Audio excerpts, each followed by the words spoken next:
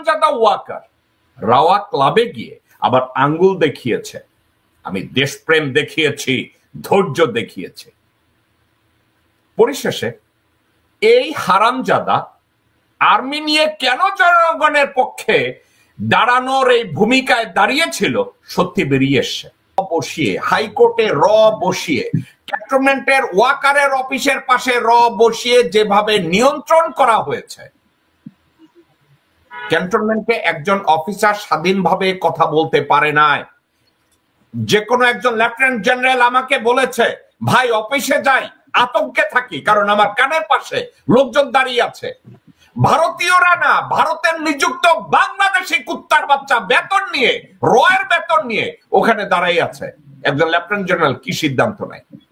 তো বাংলাদেশের যদি অবস্থা ওই পর্যায়ে গিয়ে দাঁড়ায়, আপনি কি জানেন একটা কোয়ার্টার গার্ডে একজন সুবেদার মেজর ডিউটি করতে ভয় পাইতো এই চিন্তা করে যে রয়ের লোকজনরা তার চারপাশে আছে। ভারতীয় স্বার্থে সেনাপ্রধান জেনারেল ওয়াকারুজ্জামান নির্বাচন চাচ্ছে এবং ভারতের সেনাপ্রধানও একই সুরে কথা বলছে। বাংলাদেশের সেনাবাহিনীর ভিতরে এখনো পর্যন্ত অনেক সেনাবাহিনী আছেন বা মেজর আছেন যারা সরাসরি ভারতের ইন্ধনে তারা কাজ করছে, এবং যে সমস্ত সেনাবাহিনী বা মেজররা বাংলাদেশের নিয়ে কাজ করতেছেন তাদের বিরুদ্ধে কিছু সেনা সদস্যকে লাগিয়ে দেওয়া হয়েছে, অর্থাৎ তারা রয়ের এজেন্ডা হয়ে এখনো পর্যন্ত সেনাবাহিনীর ভিতরে রয়েছে। এমন কিছু গুরুত্বপূর্ণ গোপন তথ্য ফাঁস করেছেন জ্যাকব মিল্টন, পাশাপাশি সেনাপ্রধানকে নিয়ে এবং বর্তমান বিষয়গুলো নিয়ে গুরুত্বপূর্ণ কিছু আলোচনা করেছেন।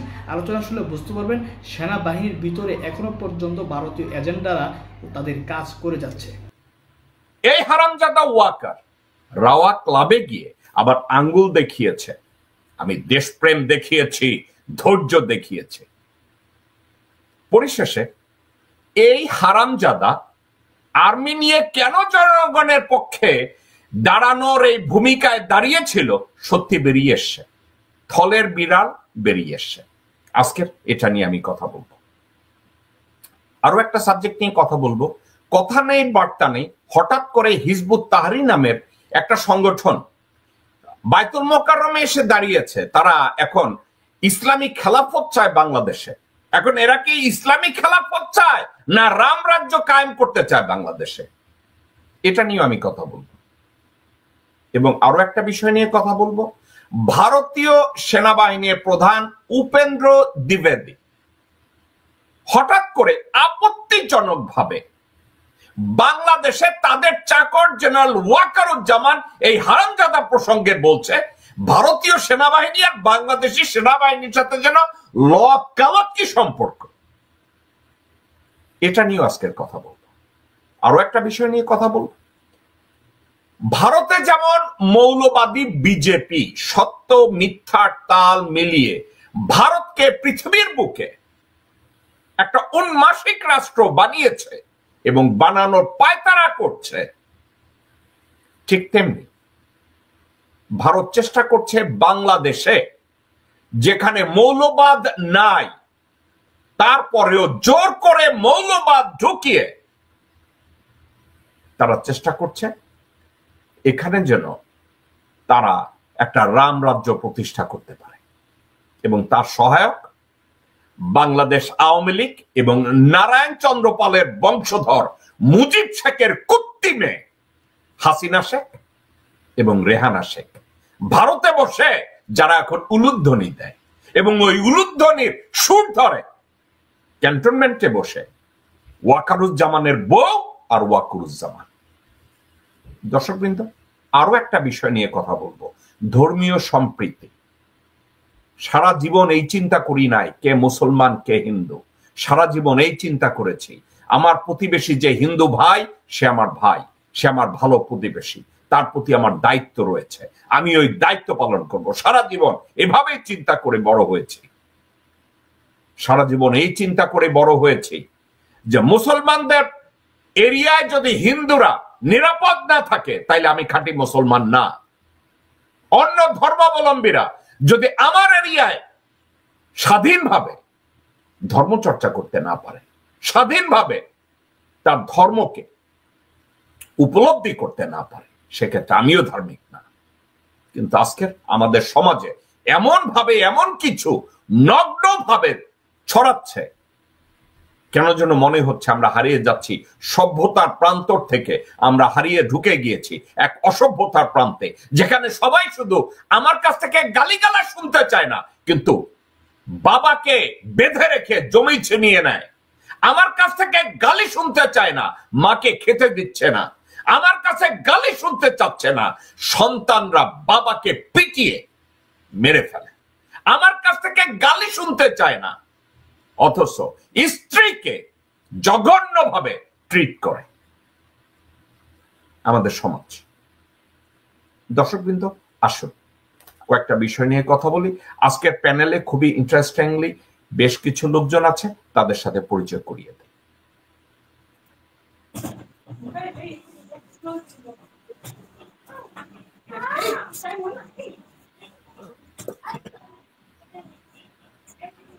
আমি প্রথমে স্বাগতম জানাবো কৃষ্ণেন্দু দত্ত।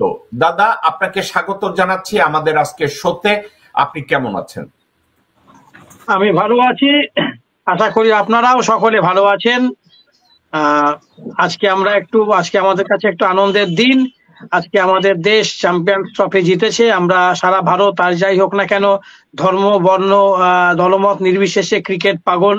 তো ক্রিকেটে আমরা চ্যাম্পিয়ন হয়েছি, ফলে এই মুহূর্তে আমাদের দেশে একটা সেলিব্রেশন চলছে, যেটা আমাদের কাছে একটু কিছুটা হলেও আনন্দ দিয়েছে।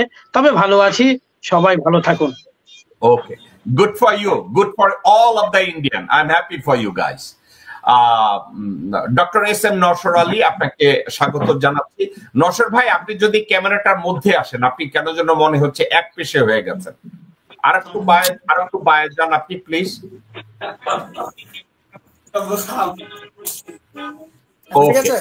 হ্যাঁ, ঠিক আছে। নওশর ভাই, আসসালামু আলাইকুম, স্বাগত জানাচ্ছি আজকের শোতে। কেমন আছেন আপনি? আসসালামু আলাইকুম, সবাইকে স্বাগত। আর স্পেশালি আমি আমাদের সাথে নতুন যে জয়েন করেছেন কৃষ্ণেন্দু দাদা, ওনার মাধ্যমে আমি সমগ্র ভারতবাসীকে ক্রিকেট জয়েন অভিনন্দন জানাচ্ছি। সবাই ভালো থাকুন।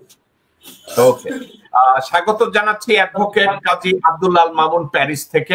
আসসালামু আলাইকুম ভাই, আপনি কেমন আছেন? ওয়ালাইকুম আসসালাম, আমি ভালো আছি।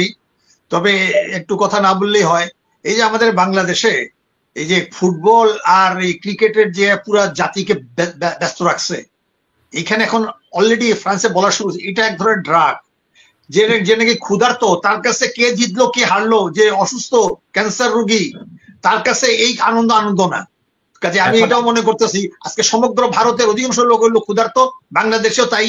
এই যে আমাদের বড় বড় ক্রিকেট স্টাররা বড় বড় মাফিয়া হয়ে যায়। তো কাজে এইটাকে কোনো জনগণের উৎসব বলে মনে করি না। ধন্যবাদ। ওকে, প্রত্যেকটা মানুষের নিজস্ব মতামত আছে, আপনার মতামতকে আমি গ্রহণ করলাম, কিন্তু এর উল্টাও একটা মতামত আছে। হাওয়েভার, নিরুনিরা, আপনাকে স্বাগত জানাচ্ছি। আসসালামু আলাইকুম। জি, ওয়ালাইকুম আসসালাম। আসসালামু আলাইকুম। ভালো আছেন আপনারা সবাই? দত্তবাবু নমস্কার। নমস্কার। নমস্কার। ওকে, আমি একটা কথা আজকে আমি শুরু করতে চাই। আপনারা সবাই জানেন, ইনক্লুডিং কৃষ্ণেন্দু দত্ত দাদা, বলেছে যে 5ই আগস্টের আগে হাসিনা যখন ভারতে পালিয়ে যায়, তখন বাংলাদেশের সেনাবাহিনী বলেছিল যে সেনাবাহিনী জনগণের বুকে গুলি চালাবে না, এই জন্য কারণ তারা জনগণের পক্ষ নিয়েছে, জনগণের সাথে একাত্মতা প্রকাশ করেছে, সেনাবাহিনী জনগণের পক্ষে। এইটা সেল করেছে সেনাবাহিনী। এবং এটা কারা সেল করেছে? ভারতের যে চাকর রয়ের কিছু লোকজন বাংলাদেশের সেনানিবাসে বসে আছে, তারা সেল করেছে যে আমরা জনগণের পক্ষে, এই জন্য গুলি করলাম না, আমরা জনগণের পক্ষে। এবং অনলাইনেও বেশ কিছু লোকজন এটা নিয়ে জিকির তুলেছে। ও বাবা, ওয়াকার হচ্ছে কত সৎ মানুষ, কত ধার্মিক মানুষ, একেবারে পিরানে পীর, কুতুবে রব্বানি, গাউসে আজম, গাউসে ভান্ডারি, ওয়াকার চন্দ্রশের, একেবারে ওয়াকার, এত ভালো। কিন্তু সবাই, আপনাদের চারজনকে আমি বলছি, গত 2-3 দিন আগে ইউনাইটেড নেশনসের human rights commissioner Volker Turk, উনি একটা ভিডিও দিয়েছে, একটা বার্তা দিয়েছে। কৃষ্ণেন্দু দাদা, ডক্টর নওশের, অ্যাডভোকেট মামুন এবং নীরা, আমরা চাচ্ছি ইউনাইটেড নেশনসের হিউম্যান রাইটস কমিশনের যে কমিশনার, তার বক্তব্যটা আপনারা একটু শুনুন।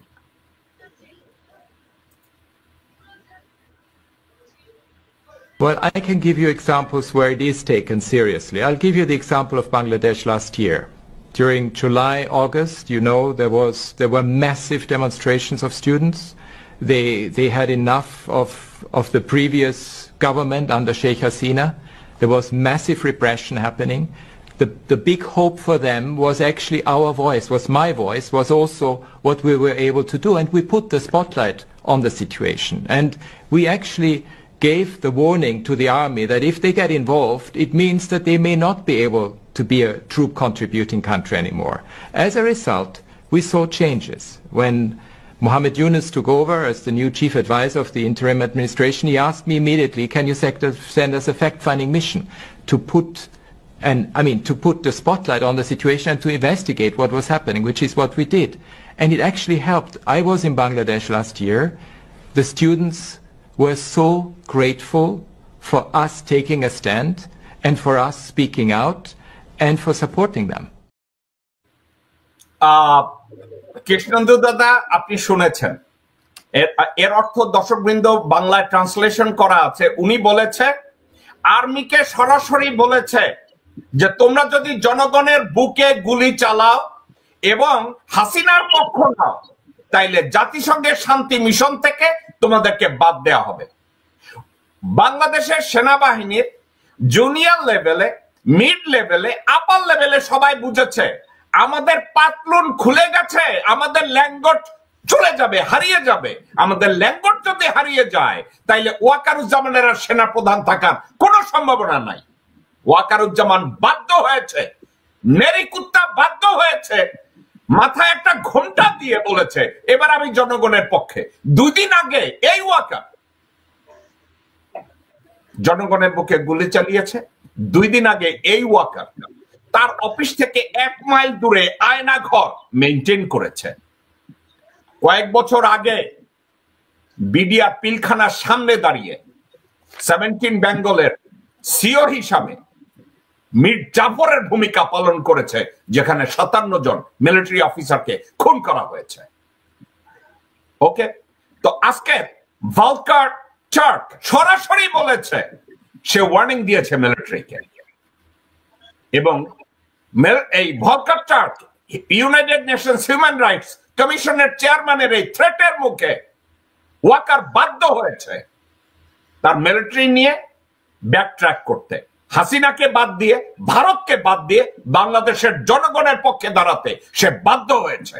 সে মোটেও ভালো মানুষ না, সে একটা মিথ্যাবাদী, ভণ্ড, জোচ্চোর, হারামজাদা টাইপ কিছু। এই আগস্টের 5 তারিখ থেকে আজ অবধি দেশের জনগণকে সে মিসগাইড করেছে। আমি প্রথমে এটার উপরে রিয়াকশন চাইবো অ্যাডভোকেট কাজী আব্দুল্লাহ আল মামুন। শুনেন, আপনি খুব গুরুত্বপূর্ণ আলোচনাটা তুলেছেন। এটা আমি কয়েকদিন যাবত চিন্তা করছি, এটা একটা জবাব হওয়া উচিত। আপাতত আপনার এই বক্তব্যের আমি মিশ্র প্রতিক্রিয়া ব্যক্ত করছি। জনগণের পালস যেভাবে বোঝার চেষ্টা করেছি সেভাবে আমি বলছি। আপনার মনে আছে যে 2007-এ যখন 1/11 হয়েছিল, তখনও কিন্তু এরকম একটা জাতিসংঘের একটা ভুয়া কাগজ দিয়ে তখন ওই তৎকালীন সেনাপ্রধানকে বলা হয়েছিল যে যদি তারা টেক ওভার না করে তাহলে জাতিসংঘের আমাদের যে বাংলাদেশের সেনাবাহিনী আছে তাদেরকে আর নিবে না। কিন্তু পরে প্রমাণ সেটা মিথ্যা, কিন্তু সেটাও কোনো বড় ব্যাপার না। কিন্তু যদি তখনকার যদি সত্য হয়ে থাকে, তখন শান্তিপূর্ণ অবস্থায় সে টেক ওভার করছিল, জনাব মঈনুদ্দিন, ফখরুদ্দিন, যাই হোক না কেন। কিন্তু আজকের অবস্থা যদি চিন্তা করেন, যখন নাকি জুলাইয়ের কথা বলছি, আপনার 16ই জুলাই যখন আবু সাইদ সবচেয়ে প্রথম 2 হাত তুলে বুক পেতে ছেড়ে দিল, আমি এটা বলছি এই কারণে আপনি প্রলং করছেন। আচ্ছা, বললেন না, তাহলে আমি মূল জায়গায় আসতেছি। আমি বলছি যে যদি সেদিন সেনাপতিরা যদি সিদ্ধান্ত নিত, সাধারণ সোলজার এবং জুনিয়র অফিসারদের যে সেন্টিমেন্টটা আমি দেখেছি, আমি জানিছি, পারতো না। কারণ এইটা আসলে একেবারে 24শে মার্চ দিবাগত রাত্রের মতো, যেভাবে বিদেশি সেনাপতি জনগণের উপর আক্রমণ করেছিল, এইভাবে পারতো না বলেই দেখবেন যে ভারতীয় সেনারা পালিয়ে গেছে। হ্যাঁ, স্পাইনার্সরা হেলিকপ্টারে পালিয়ে গেছে। ভারতের যেসব নাকি বাংলাদেশের মানে পুলিশের ড্রেস তারা পালিয়ে গেছে। এটা জয় হয়েছে। এই 53 বছর দিল্লির পরাজয় হয়েছে।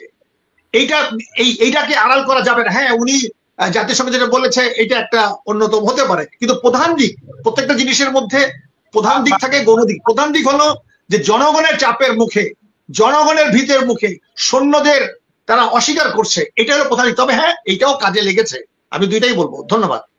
ওকে, আমি এটা রিয়াকশন চাইবো doctor S M Nowsher Ali আপনার কাছে। ধন্যবাদ। আসলে এই জিনিসটা যেটা ওই যে জাতিসংঘের যে বদল যে এটা বলেছে, এটাকে আসলে বাংলায় বলা যায় যে হাটে হাড়ি ভেঙে দেওয়া, মানে সোজা বাংলায় হাটে হাড়ি ভেঙে দেওয়া। উনি ওই কাজটাই করেছেন এবং জেনারেল ওয়াকার বা অন্যান্যরা ওনারা আসলে মানে বাধ্য হয়েছেন জনগণের পাশে দাঁড়াতে। ওনারা উইলিংলি না, মানে বাই ফোর্স ওনারা বাধ্য হয়েছিলেন জনগণের পাশে দাঁড়াতে, এবং সেটার পিছনে কাজ করেছিল জুনিয়র অফিসাররা। জুনিয়র অফিসাররা বলছিল যে আমরা সিনিয়রদের কমান্ড মানবো না, আমরা আমাদের ওয়েপন জনগণের দিকে তাক করবো না।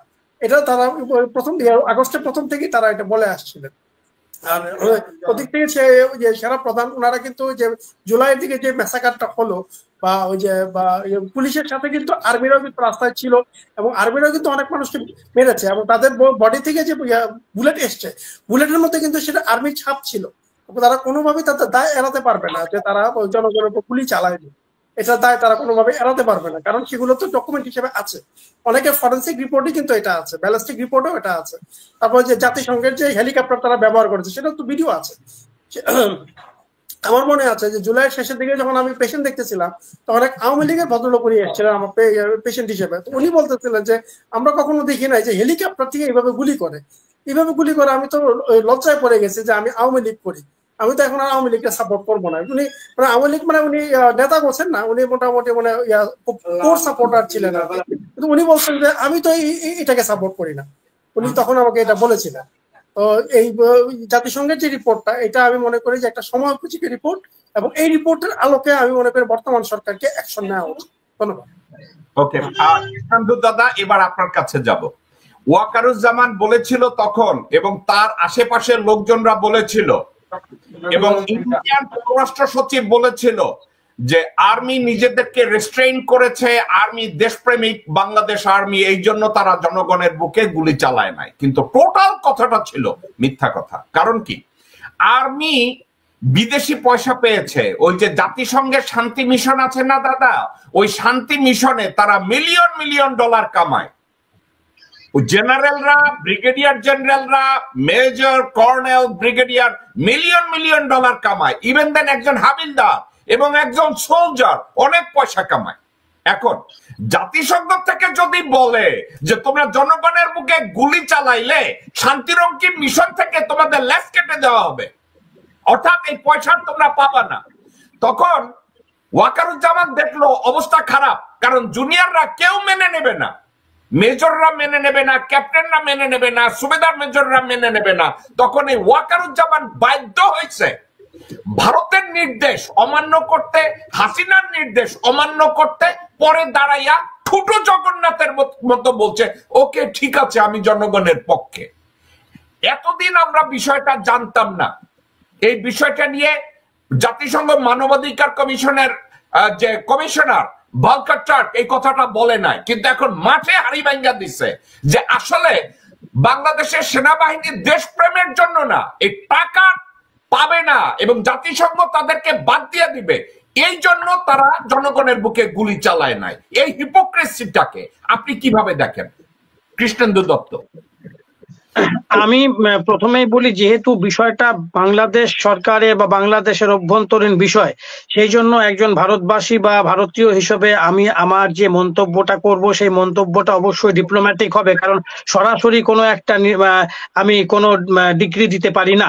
কিন্তু একটা জিনিস বলতে পারি, আমি যে বক্তব্যটা এখন শুনলাম রাষ্ট্রপুঞ্জের মানবাধিকার কমিশনের যে কর্ণধার যেটা বললেন, এবং আপনাদের কাছ থেকেও যেটা বুঝলাম, এটা ঠিক যে ওই বক্তব্যটা বা এই ঘটনাগুলি সত্যি হয়, তাহলে এই বক্তব্যটাতে ওয়াকারুজ্জামানের উচিত একটা সদর্থক ভূমিকা নেওয়া, এবং যেটা বুঝলাম যে তিনি এখন নিয়েছেন। আর একটা জিনিস আমি বলতে পারি, যেটুকু আগেই বলেছি, ভারতীয় হিসেবে যতটা আমার মানে এটা হচ্ছে, এটা পররাষ্ট্র, সেই আপনাদের বাংলাদেশের ভিতরে নাক গলিয়ে কোনো মন্তব্য করা কখনোই কাম্য নয়। কিন্তু একটা কথা বলতে পারি, এই ওয়াকারুজ্জামান তিনি কিন্তু শেখ হাসিনার ইয়াসম্যান ছিলেন বলে আমার মনে হয়, ইয়াসম্যান ছিলেন। এবং দ্বিতীয় কথা, উপেন্দ্র দ্বিবেদী আপনি যে নামটা বললেন, আমাদের যে ভারতীয় সেনা প্রধান, তিনি অনেকটা তারও মানে অ্যাডভাইস নিয়ে চলতেন, এরকম একটা ব্যাপার আর কি। মানে তিনি ঠিক করে দিতেন যে ওয়াকারুজ্জামান কি করবেন। তার আগে আমি আবারও বলছি, একজন ভারতীয় হিসেবে এবং ভারতের সাধারণ নাগরিক হিসেবে আমার একটা সীমাবদ্ধতা আছে, আমি তার মধ্যে থেকেই আমাকে বলতে হয়। সেই জায়গায় দাঁড়িয়ে আমি দুটো কথা বলতেই পারি, যে একজন ইয়াসম্যান থাকাটা কখনো ঠিক নয়, তাকে পরিস্থিতি অনুযায়ী চলতে হবে, এবং সেই জন্য যে রিপ্রিমেন্ডের যে ভৎসনা তাকে করা হয়েছে সেটা সঙ্গত। এবং আমার মনে হয় এবারে উচিত যে একটি সদর্থক ভূমিকা নেওয়া এবং মোহাম্মদ ইউনূস সরকারের কে সাপোর্ট দেওয়া, যে তার সেনাবাহিনী যে না, সে দেশের মানুষের জন্য, মানে বাংলাদেশের মানুষের জন্য, তাদের সার্বিক স্বাধীনতা, সার্বিক সার্বভৌমত্বের জন্য সে কাজ করবে। এটা তার করা উচিত বলে আমি একজন পররাষ্ট্রের সাধারণ সুবুদ্ধি সম্পন্ন নাগরিক হিসেবে মনে করি। কৃষ্ণেন্দু দাদা, এত চমৎকার কথা আমি কোনো ভারতীয়র কাছ থেকে শুনি না। আপনি এত ভালো বলেছেন, খুবই ভালো বলেছেন, কনগ্রাচুলেশন, অত্যন্ত ভালো বলেছেন। নিরুনিরা, এবার আপনার কাছে যাব। আপনার দল, আমাদের বাংলাদেশে বেশ কিছু লোকজন আগস্টের 5 তারিখ থেকে একটা জিনিস বিক্রি করে আসছিল, একেবারে ডুগডুগি বাজাচ্ছিল, যে ওয়াকার হচ্ছে জনদরদি, ওয়াকার হচ্ছে পিরানে পীর কুতুবে রব্বানি, ওয়াকার হচ্ছে জনগণের জন্য উজাড় করে দেয়। কিন্তু ফাইনালি তার আসল পট্টি বেরিয়ে এসে, তার ল্যাঙ্গট বেরিয়ে এসে যখন ভলকার টার্ক বলছে, সে ধমক দিছিল বাংলাদেশকে। এবার ওয়াকারুজ্জামানের এই ল্যাঙ্গট যখন বেরিয়ে এসে জনগণের সামনে, এই মুহূর্তে ওয়াকারুজ্জামান কি সেনাবাহিনীর প্রধান হিসাবে থাকার নৈতিক অধিকার বলতে কোনো কিছু আছে কিনা, তার কোনো নীতিবোধ কাজ করে কিনা ওই পজিশনে থাকার, ওই পজিশনে থাকার মতো যোগ্যতা তার 1 মিনিটও আছে কিনা বলে আপনি মনে করেন? নিরুনিরা। থ্যাংক ইউ জেকব ভাই, আপনি অধিকারের যে কথাটা বলেছেন এবং নির্লজ্জতার কথা যেটা বলেছেন, আমি আপনার সাথে একমত। কারণ আমাদের দেশের সেনাপ্রধান যেটা প্রমাণ করে দিয়েছে, সেনাপ্রধান একজন লোভী সেনাপ্রধান। সে তার লোভের মানে শেষ মানে চূড়ান্তে গিয়ে পৌঁছেছে এবং মানুষের কাছে, বাংলাদেশের জনগণের কাছে সে একদম ন্যাকেট হয়ে গেছে। সে একজন যে লোভী সেটা প্রমাণ করে দিয়েছে। তা আমাদের দেশ, আমি মনে করি আমাদের দেশের জনগণ এ ধরনের লোভী সেনাপ্রধান চাচ্ছে না। ওকে, আমি এই বিষয়টাকে আবার ফার্দার, মামুন ভাই আপনার কাছে যাই। একজন সিপাই সৈয়দ রাসেল নামে এক ভদ্রলোক বলেছেন, শান্তি মিশনে একজন সিপাইয়ের মাসিক বেতন $2000, অর্থাৎ 24,000, বছরে $24,000। এখন একজন সিপাই যদি এই টাকা আয় করে, তাহলে একজন হাবিলদার কত টাকা আয় করে, একজন নায়ব সুবেদার কত টাকা আয় করেন, সুবেদার কত টাকা আয় করে, সুবেদার মেজর কত টাকা আয় করে, একজন সেকেন্ড লিeutenant, লিeutenant, ক্যাপ্টেন, মেজর, তারা কত টাকা আয় করে। এখন ধমকটা যদি এই হতো, আপনাকে কেন আমি থামিয়ে দিলাম, বিষয়টা টাকারে ভাই, মুটা মুটা মুটা মানে মূলা, পয়সা। ওয়াকার যদি একবার বলতো জাতিসংঘের মিশনে আমরা যাব না, তাইলে এই সিপাই থেকে লেফটেন্যান্ট কর্নেল পর্যন্ত ওয়াকারের ধরে জবাই করতো, বলতো বেটা হারামজাদা, তুই না হয় ভারতের পয়সা খাস, তুই না হয় আওয়ামী লীগের পয়সা খাস, কিন্তু জাতিসংঘের ওইখানে আমাদের যাওয়ার দরকার আছে টাকার জন্য। সাবজেক্টটা ছিল টাকা। ওয়াকার আর কন্ট্রোল করতে পারতো না, কোনো প্রশ্ন আসে না, সিপাইরা বলতো হারামজাদা আমাদের এই টাকার দরকার আছে। এখন সাবজেক্টটা কোন জায়গায় গিয়ে ঠেকলো? তাইলে ওই জায়গায় গিয়ে ঠেকলো যে ওয়াকারুজ্জামান বাধ্য হয়েছে জাতিসংঘ শান্তি মিশন থেকে যে টাকা, যে বেতন সেনাবাহিনী বা বিমান বাহিনী বা নৌবাহিনী অথবা পুলিশ অথবা বিজিবি সদস্যরা পেত, এটাকে ইগনোর করতে পারে নাই। এখন জেনারেল ওয়াকার গত 5 মাসে তাকে যেভাবে পোর্ট্রেট করা হয়েছে, জামাত পোর্ট্রেট করেছে, কেউ কেউ বিএনপি লোকরা পোর্ট্রেট করার চেষ্টা করেছে, ইন্ডিয়া 100% চেষ্টা করেছে, এবং ইভেন দেন অনলাইনেও আমার খুব ক্লোজ লোকজনরাও ওয়াকারের নিয়ে ডুগডুগি বাজাইছে যে ওয়াকার হচ্ছে পীর সাহেব। এখন টোটাল সার্বিক অবস্থায় আপনি কি মনে করেন নৈতিকভাবে ওয়াকারুজ্জামানের ওই পজিশনে থাকার আর কোনো অবস্থান আছে কিনা? অ্যাডভোকেট মামুন। জাগো ভাই, জিনিসটা খুবই গভীর এবং আবার একটু চিন্তা করলে আমরা সহজ উত্তর পাবো। ঠিক আছে, একটা ঘটনা অনেকগুলো ফ্যাক্টর কাজ করে, কিন্তু প্রধান দিকটা কি? আজকে ধরে নিলাম যে ওয়াকার যদি ওখান থেকে নির্দেশ না পেত, ওয়াকার তো জেনোসাইড করতো। কিন্তু আপনি চিন্তা করে দেখেন, বাংলাদেশে এই প্রথম ঢাকা বিশ্ববিদ্যালয় সহ সব নারী ছাত্রীরা সবচেয়ে বেশি অবদান ভূমিকা পালন করেছে। একটা শিশু বলছে আমিও মরতে চাই।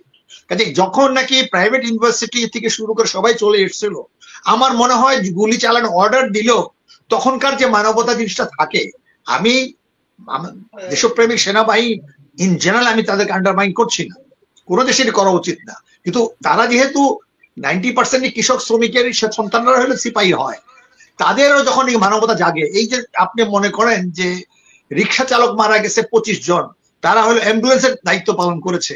তো কাজে খুব তাড়াতাড়ি মনে হয় যে হ্যাঁ, যদি ওয়াকার যদি নির্দেশ পালন না করে তাহলে অফিসাররা তাকে ধরতো।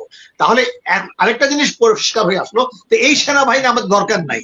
যেই সেনাবাহিনী টাকার জন্য দেশের স্বাধীনতার সর্বত বিকিয়ে দেয়, যেই সেনাবাহিনী তার নিজের জনগণের মানবতা উপেক্ষা করে গণহত্যায় অংশগ্রহণ করতে, এই সেনাবাহিনীকে ঢেলে সাজাতে হবে। তাহলে আমাদের আলোচনা দুটোই, এক নম্বর হলো এই জেনারেল ওয়াকারকে অবশ্যই কাট করা যেতে হবে, তাকে ক্ষমা না, তাকে ভারতে পালাতে দেওয়া যাবে না। ওয়ান্স ফর অল এই বাংলাদেশে দুইবার একটা সশস্ত্র যুদ্ধের মতো আমরা চলে আসলাম, এটাও এক ধরনের গণযুদ্ধ, গণহত্যা 71 এর পরেই।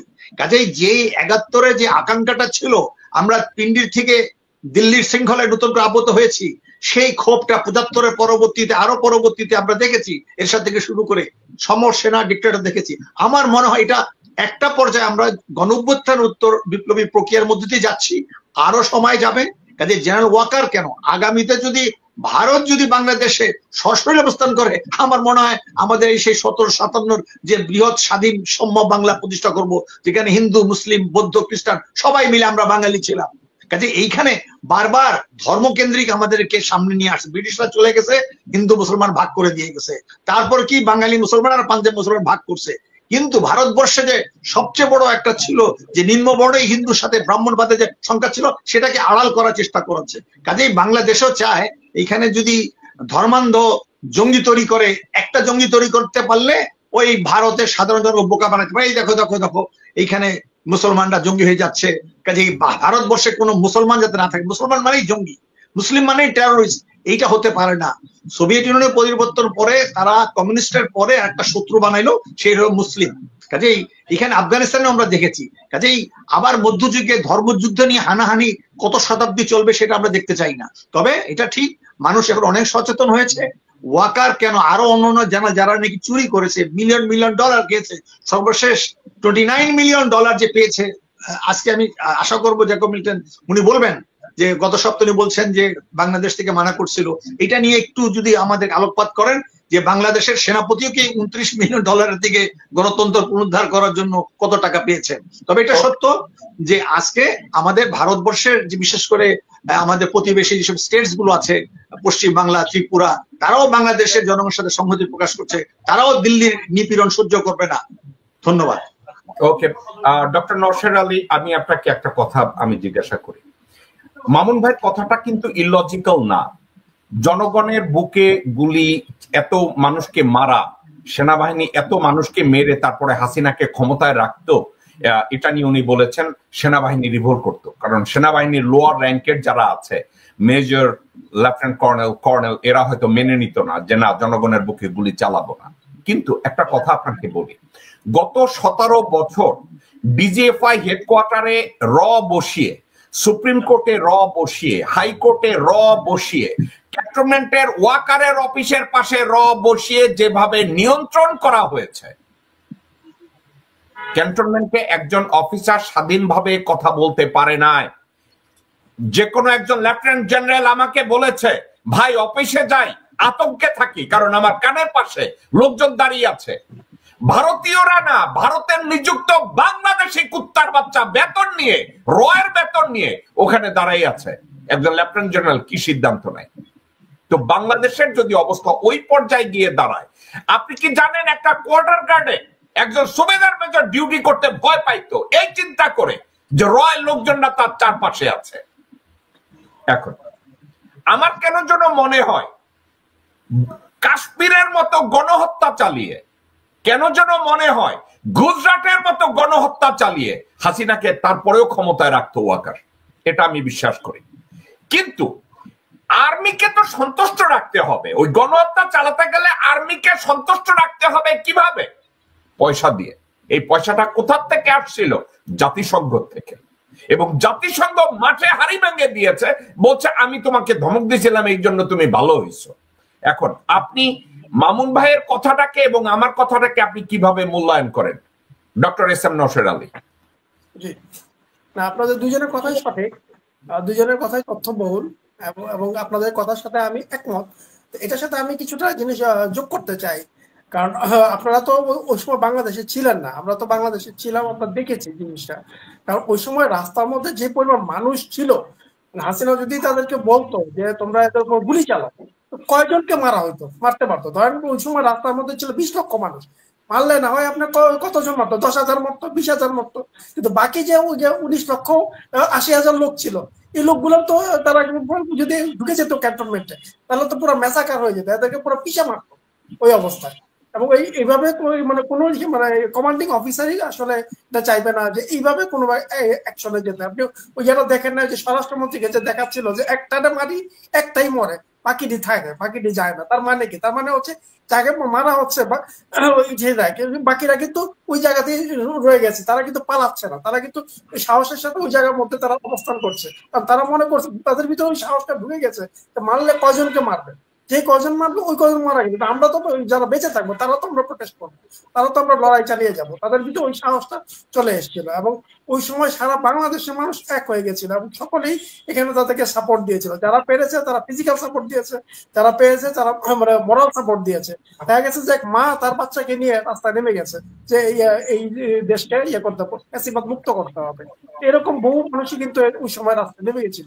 এবং এই যে ঐক্যটা, সেই ঐক্যর কারণেই কিন্তু আসলে তারা ভয় পেয়েছে। আর জাতিসংঘের সেটা তো একটা মানে অ্যাডেড হিসেবে যোগ করেছিল যে জাতিসংঘ যদি তাদেরকে ধমক নাও দিত, ওই সময় মানুষ যেভাবে রাস্তায় ছিল তাদের পক্ষে আসলে এটা সম্ভব ছিল না এটা কন্ট্রোল করা। তাদের নিজেদের স্বার্থেই আসলে তারা জনগণের মানে জনসমর্থনটা তারা সরকার থেকে উঠিয়ে জনগণের দিকে দিয়েছিল আর কি। কারণ যারা তারা ভালো করেই জানে যে জনগণ যদি খেপে যায় এটা তো বিশাল বড় একটা ম্যাসাকার হয়ে যাবে, তখন পুরো ক্যান্টনমেন্ট পুরো ধ্বংস হয়ে যেত, মানে ধ্বংসস্তূপ হয়ে যেত।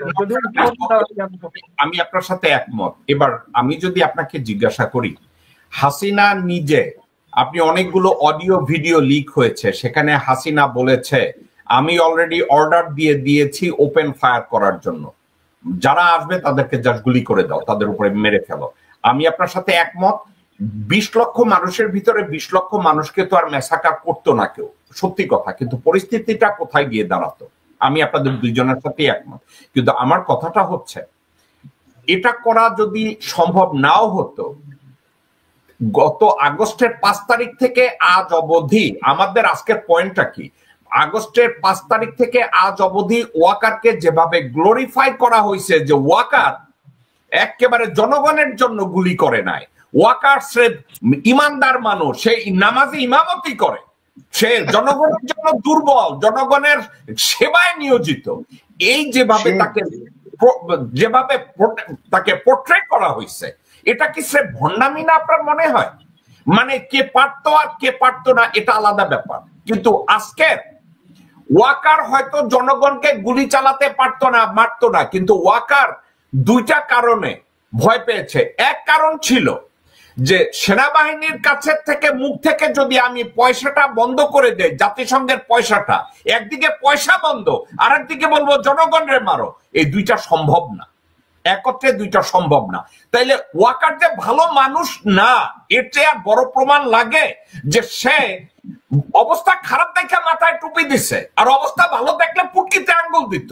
টোটাল সাবজেক্টটা কি?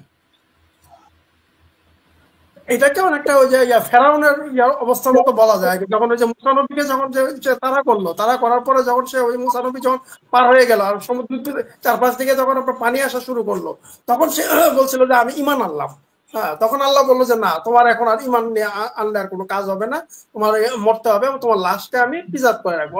ওয়াকার অবস্থা অনেকটা এরকম ছিল আর কি, যে বাঁচতে গিয়ে সে অনেকটা মানে জনগণের পক্ষে সে চলে গেছে। এবং এটাকে কিছু মিডিয়া গ্লোরিফাই করেছিল ওই সময়, যারা বুঝে নাই বিষয়টা অথবা তারা ইন্টেনশনালি তারা এখানে তাকে ফ্যাব্রিকেটেড করেছে বা ইয়ে করেছে। এবং এখন তো বোঝাই যাচ্ছে জাতিসংঘের বিষয় যে রিপোর্টটা দিয়েছে সেটা থেকে তো বোঝাই যাচ্ছে যে এটা আসলে মানে সেরকম ছিল না। আর তাছাড়া কিছুদিন আগে যে রাওয়াক ভাবে উনি যে বক্তব্যটা দিয়েছেন, আপনি দেখেন যে ডক্টর ইউনূস হচ্ছে বাংলাদেশের মানে মানে প্রধান উপদেষ্টা, ওনার যে পদ, ওনার পদটা অবশ্যই সেনা প্রধানের উপরে। তো দেখা গেছে যে ওয়াকার সাহেব ওনার বক্তব্যের মধ্যে বারবার শুধুমাত্র ডক্টর ইউনূস ডক্টর নাম ধরে বলেছে, মাননীয় প্রধান উপদেষ্টা কথাটা উনি বলেন, অথচ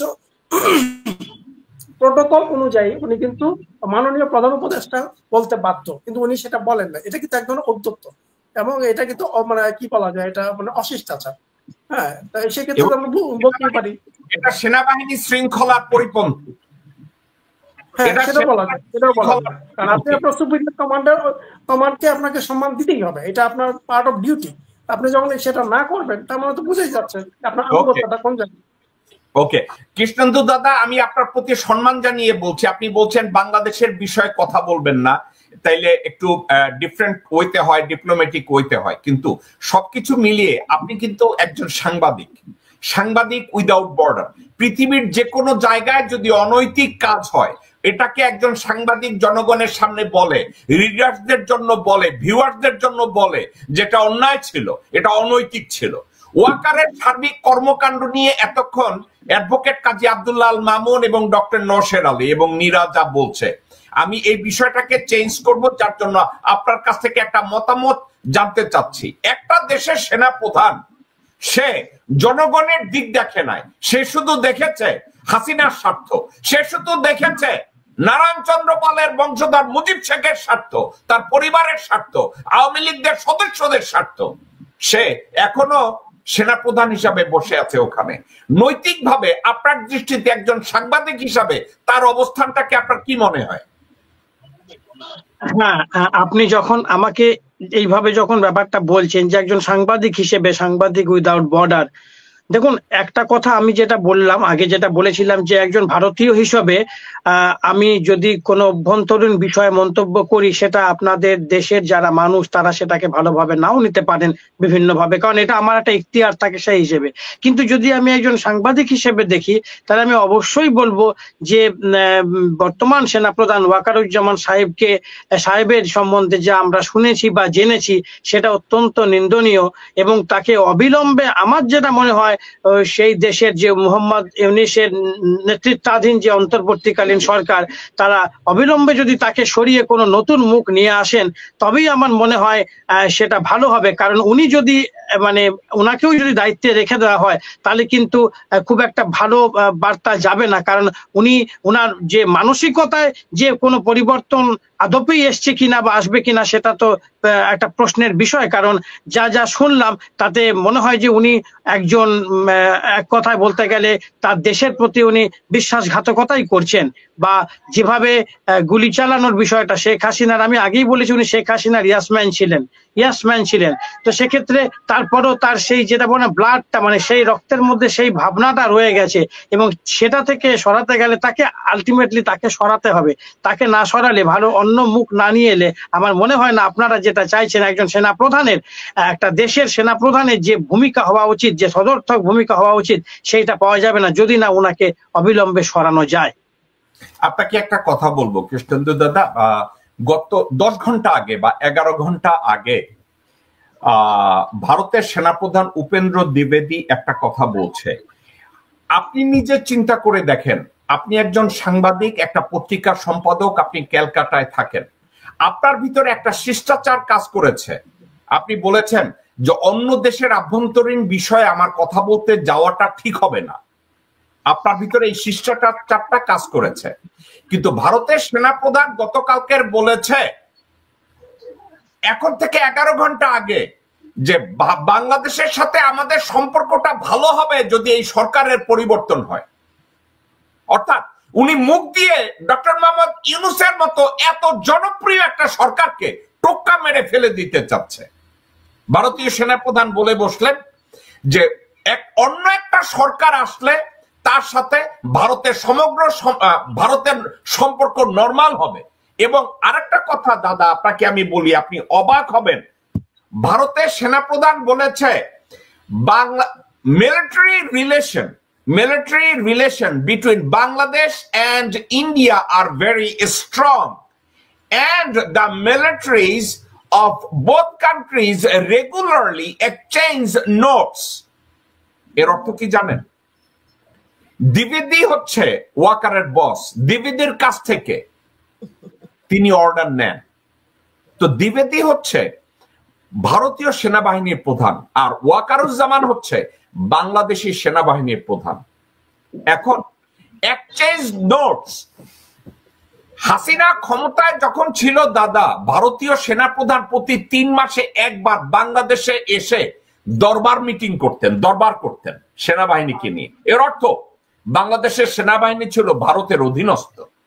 কিন্তু ওয়াকারুজ্জামান ওই চুক্তিকে এখনো সম্মান করে ভারতের সাথে তার সম্পর্কটা নরমাল রেখেছে, স্ট্রং রেখেছে। এবং দ্বিবেদী এখন বলছে ইউরোপ সরকারের আর থাকা চলবে না, অন্য সরকার আসলে ভারতের সাথে সম্পর্ক নরমাল হবে। আপনি কি ভারতীয় সেনাপ্রধানের এই কথাটাকে আনডিপ্লোম্যাটিক ওয়েতে দেখেন? আপনি কি দেখেন না যে অন্য একটা দেশের প্রতি তার এই মন্তব্যটা বিরূপ প্রতিক্রিয়া আনতে পারে? দেখুন, একজন নাগরিক হিসেবে, এবং আবার বলছি শুভবুদ্ধি সম্পন্ন নাগরিক হিসেবে, আমি মনে করি যে আমাদের দেশের সেনাপ্রধানের এই মন্তব্যটা মোটেই সমীচীন নয়। আর এক্ষেত্রে আমি একটা কথা বলতে পারি, আমরা যেটা বরাবরই দেখে এসেছি স্বাধীন হওয়ার পর থেকেই ভারতবর্ষের কাছে বাংলাদেশের ভৌগোলিক এবং আর্থসামাজিক দিকের খুবই গুরুত্বপূর্ণ। ভারতবর্ষের কাছে ভারতের একটা ভেস্টেড ইন্টারেস্ট আছে বাংলাদেশের উপর প্রভাব বিস্তার করা, কারণ বাংলাদেশের আকাশ সীমা, বাংলাদেশের নদী বন্দর বাণিজ্যের ক্ষেত্রে এবং বাংলাদেশের বাজার, এইটা পুরোটাই ভারত চায় যে তার কুক্ষিগত করে রাখতে। তাহলে ভারত আর্থসামাজিক ভাবে বাংলাদেশকে এনক্যাশ করতে পারবে এবং ভারতবর্ষ। আজকে যখন আমরা দেখতে পাচ্ছি যে ভারতবর্ষের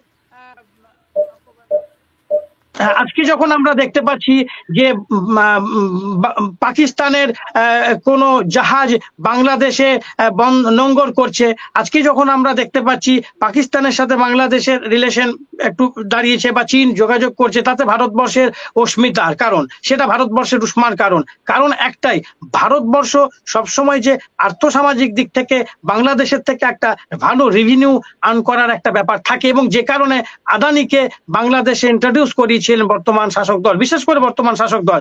এবং আদানি যে দামে ডিল করছে বাংলাদেশের সাথে, তার থেকে অনেক কম দামে বাংলাদেশ অন্য জায়গা থেকে ডিল করতে পারে। কোনো বিজনেস ডিল বা কোনো প্রোডাক্ট, কোনো প্রজেক্টকে যদি প্রজেক্ট করাতে চায়, সেই প্রজেক্টটা আদানির থেকে অনেক কমে হয়ে যাবে, সেটা আদানির থেকে নিচ্ছে। এই শেখ হাসিনার সাথে বর্তমান শাসক দলের খুবই একটা বন্ধুত্বপূর্ণ সম্পর্ক ছিল বলেই রাজনৈতিক আশ্রয় আজকে শেখ হাসিনা আর কোথাও পায়নি পৃথিবীতে, ভারতবর্ষে পেয়েছে। এরা কিরকম ডবল সেন্সের কথা বলে, হিন্দুত্বের কথা বলে, আবার তসলিমা নাসরিনকে দেশেই রেখেছে, তার ভিসা শেষ হয়ে গেছে, তার ভিসাকে অমিত শাহ আবার এক্সটেনশন করে দিয়েছে। এটা অদ্ভুত দ্বিচারিতা, আমি বুঝে পাই না। এটা আমার দেশকে নিয়ে আমার এই সমালোচনাটা করতে কোনো অসুবিধা নেই। আমি একটা জিনিস বলবো, আপনাদের দেশের একজন বিশিষ্ট ব্যক্তি, তিনি বর্তমানে মার্কিন যুক্তরাষ্ট্রেই থাকেন, আমি কোট আনকোট করে তার কথাটাই বলতে পারি যে এই বাংলাদেশকে স্বাধীন করেছিল বা স্বাধীন করাতে যার গুরুত্বপূর্ণ একটা ভূমিকা ছিল, তার নাম ছিল ইন্দিরা গান্ধী। আবার এই বাংলাদেশকে আবার পাকিস্তানের সাথে মার্চ করে, আগের পূর্ব পাকিস্তান, আগের জায়গায় নিয়ে যাওয়ার জন্য যিনি গুরুত্বপূর্ণ ভূমিকা নিয়েছেন, তিনি নরেন্দ্র মোদী। এটা তার বক্তব্য, কোট আনকোট করে আমি বলছি, কিন্তু আমার মনে হয় বক্তব্যটা এই মুহূর্তে যথেষ্টই প্রাসঙ্গিকতা পায়। আশা করি আমি বোঝাতে পারছি আমার বক্তব্য। আপনি বুঝিয়েছেন, কিন্তু দাদা এবার আপনাকে একটা হাসির খোরাক, অন্য একটা সাবজেক্ট। রিপাবলিক টিভি নামে ওখানে এক কার্টুন ক্যারেক্টার আছে, একটা কার্টুন, এই কার্টুনের নাম আমি জানি না, প্রতিদিন তার এই বাংলাদেশ আজকে চিরগম দখল করে, কালকের পাবনা দখল করে, পরশু বরিশাল দখল করে। আমি আপনাকে এই বিষয়ে একটু থামাচ্ছি। আমাদের এখানে কি হয়, আমি আগেই বলছি, সংবাদ মাধ্যম কোনো না কোনো একটা দলের ধামা ধরা হয়ে যায় আর পারচেজড হয়ে যায়। আপনি রিসেন্টলি, আমি আপনাকে একটা ছবি পাঠাবো হোয়াটসঅ্যাপে, দেখবেন যে টিম রিপাবলিকের মাঝখানে নরেন্দ্র নরেন্দ্র মোদী, এত আমাদের দেশে চ্যানেল আছে, নরেন্দ্র মোদী রিপাবলিক টিমের একটা অ্যানুয়াল প্রোগ্রাম, সেখানে তিনি মধ্যমণি, তার সাথে সাথে পিছনে সমস্ত রিপাবলিকের সিনিয়র সাংবাদিকরা আছে। এবং আপনি বলে দিচ্ছি, ময়ূক রঞ্জন ঠাকুরের কথা হয়তো আপনি বলছেন, তিনি ওখানেও আছেন। তো যেখানে দেশের প্রধানমন্ত্রীর সঙ্গে তাদের একটা অপরূপ সখ্যতা আছে, তাহলে সেই চ্যানেল সবসময় দেশের প্রধানমন্ত্রী বা সেই শাসক দল বা সেই দলকেই পেট্রোনাইজ করে চলবে, প্যাম্পার করে চলবে, না হলে তো সেই যে সরকারি বিজ্ঞাপন, সরকারি যে একটা মানে বদান্যতা, সেটা থাকবে না। এটা ক্রিস্টাল ক্লিয়ার, এটা বোঝাবার নেই। আপনি যেটা বলতে চাইছেন আমি সেটা সেইভাবেই বুঝিয়ে দিলাম। দেশের প্রধানমন্ত্রী তাদের অফিসে বসে থাকছেন, তাহলে আপনি কি আশা করতে পারেন? মানে তারপরে কিন্তু আপনিও তো একটা পত্রিকার সম্পাদক দাদা, আপনার ভিতরে তো ডিসেন্সি কাজ করে। এই যে কার্টুনের কথা বলছেন, এই কার্টুনের ভিতরে এই ডিসেন্সি, এই প্রিন্সিপল, এই মোরালিটি তার ভিতরে কি কোনোভাবে কাজ করে? ওকে, ওর নামও তো নিতে আমার লজ্জা লাগে। ওর মতো একটা কার্টুনকে আমি যদি বলি ল্যাঙ্গট পরা কুত্তা, এটা বলতেও তো কুত্তারে অসম্মান করা হবে। এবারে আমি বলছি, এখানে যদি কি হয়, এখানে আমরা বলি কিন্তু সংবাদ মাধ্যমের স্বাধীনতা আদপেই কতটা কি আছে এই প্রশ্ন থাকে। আজকে আপনি একটু অ্যান্টি এস্টাবলিশমেন্টে চলে যান, আজকে আপনি একটু সরকার বিরোধী কথা বলুন, আপনার নামে পিছনে কিছু মামলা দায়ের হয়ে যাবে, আপনার নামে মানহানির মামলা হবে, আপনাকে গারদে পুরে দেবে। আমরা যতই বলি সংবাদ মাধ্যম চতুর্থ স্তম্ভ, সংবাদ মাধ্যমের বাক স্বাধীনতা আছে, কিন্তু কোথাও একটা দেখা যাচ্ছে যখনই আপনি শাসককে চোখ রাঙাবেন, যখনই শাসকের চোখে চোখ রেখে কথা বলবেন, তখনই আপনি দেশদ্রোহী হয়ে যাবেন। আমাদের দেশে যে কত দেশদ্রোহী হয়ে গেছে আপনি কল্পনা করতে পারবেন না। ওই শাসকের দিকে চোখে চোখ রেখে কথা বললেই কিন্তু আপনি দেশদ্রোহী। হয়তো কম বেশি অন্য দেশেও থাকতে পারে, আমাদের দেশেও সেটা আছে। ওকে দাদা, আপনি খুব ভালো বলেছেন। নিরুনিরা, এবার আপনার কাছে যাব। এই ওয়াকার সম্পর্কে দাদার মন্তব্য আপনি শুনেছেন, আপনি ডক্টর এস এম নওশীর আলীর মন্তব্য শুনেছেন এবং মামুন ভাইয়ের মন্তব্য শুনেছেন। এরপরে ওয়াকারের সাবজেক্টে বাংলাদেশের সেনাপ্রধানের বিষয়ে আপনি কি কোনো কিছু অ্যাড করতে চান? জেকব ভাই, আপনারা সবাই তো সব কথা বলেছেন, এখানে আসলে অ্যাড করার কিছু নাই। এটা এখন বাংলাদেশের মানুষের কাছে একদম ক্লিয়ার হয়ে গেছে।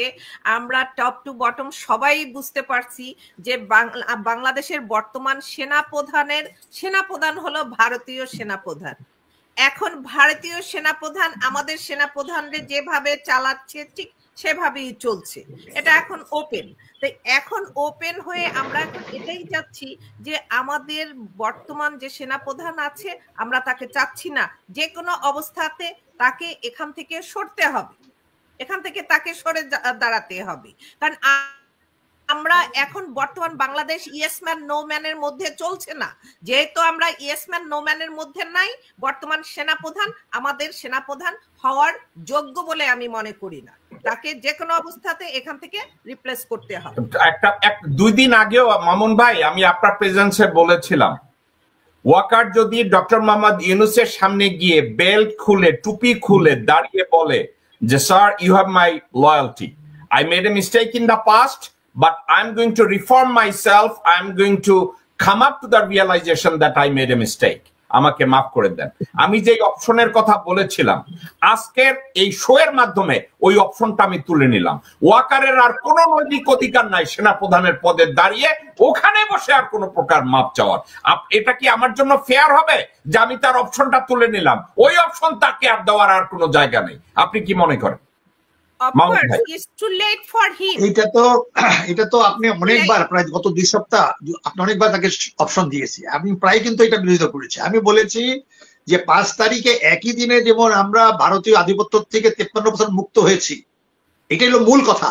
এই সাধারণ জনগণ, ছাত্ররা মিলে সবাই একটা জায়গায় বুঝেছে যে এই 53% কম আর বেশি ক্ষমতাচ্যুত স্বৈরাচারী তারা ভারতের সাথেই আপোষ করেছিল, কম আর বেশি। সর্বশেষ 16 বছর একেবারে 100% হয়ে গেছিল। কাজে এই আন্দোলনটা ওই নির্বাচন কেন্দ্রিক তথাকথিত গণতন্ত্রের আন্দোলন ছিল না। এই আন্দোলনটা ছিল ভারতীয় আধিপত্য, ভারতীয় আগ্রাসনের বিরুদ্ধে জবাব দিয়ে দিয়েছে। কাজে সেইটাকে আড়াল করার জন্য সেই দিনই ওই কাশিমবাজারের কুটিতে মানে অঘোষিত প্রধান সামরিক প্রশাসক হিসাবে সে বিএনপি নেতৃবৃন্দ, জামাতের নেতৃবৃন্দ সবাইকে 3-4 জন, 178 জন, 158 ছাত্র নেতাকে বাদ দিয়ে 4 জন তড়িঘড়ি করে এইসব নাটক করছে। এখন আপনি দেখেন সাধারণ ছাত্রদের ভিতরে দ্বিধাদ্বন্দ্ব লাগিয়ে দিয়েছে, যুবকদের বিভ্রান্তি করার সুস্থ করতেছে। আজকে গেরুয়া বাহিনী, কালকে এই যে সাম্প্রদায়িক দাঙ্গা, তারপর হিজবুত তাহরির, কত রকম নাটক হচ্ছে, কিন্তু এতে পার পাবে না। কিন্তু একটা কথা পরিষ্কার, এইখানে আমাদের ম্যাডাম নিরু ওর যে বিএনপির যে A to Z নেতৃবৃন্দ, তারা কিন্তু চুপ করে আছে। এটা মানুষ বুঝতেছে না। ঠিক তেমনি ভাবে আপনার জামাত ইসলামী নেতৃবৃন্দ চুপ করে আছে, তারা জনগণ থেকে বিচ্ছিন্ন। জামাত ইসলামী কিংবা আওয়ামী লীগ কিংবা বিএনপি জাতীয় পার্টি এরা 5% ধনীদের রিপ্রেজেন্ট করে, তারা জনগণের কোনো সেন্টিমেন্ট রিপ্রেজেন্ট করে না। এই আন্দোলনে কোন দলীয় নেতৃত্ব ছিল না, কোন জনগণ ছিল না, সেটাকে হঠাৎ করে সাম্প্রদায়িক হিসাবে কি করলো, তার মামুন ভাই জামাত কার্ড নিয়ে আসলো। আজকে কি আসলো, গেরুয়া পোশাক নিয়ে আসলো, তেহত নিয়ে আসলো। ঠিক আছে, আমি এটাই বলছি যে তাকে আর সুযোগ দেওয়া যাবে না, মামুন, হ্যাঁ সুযোগ দেওয়া যাবে না।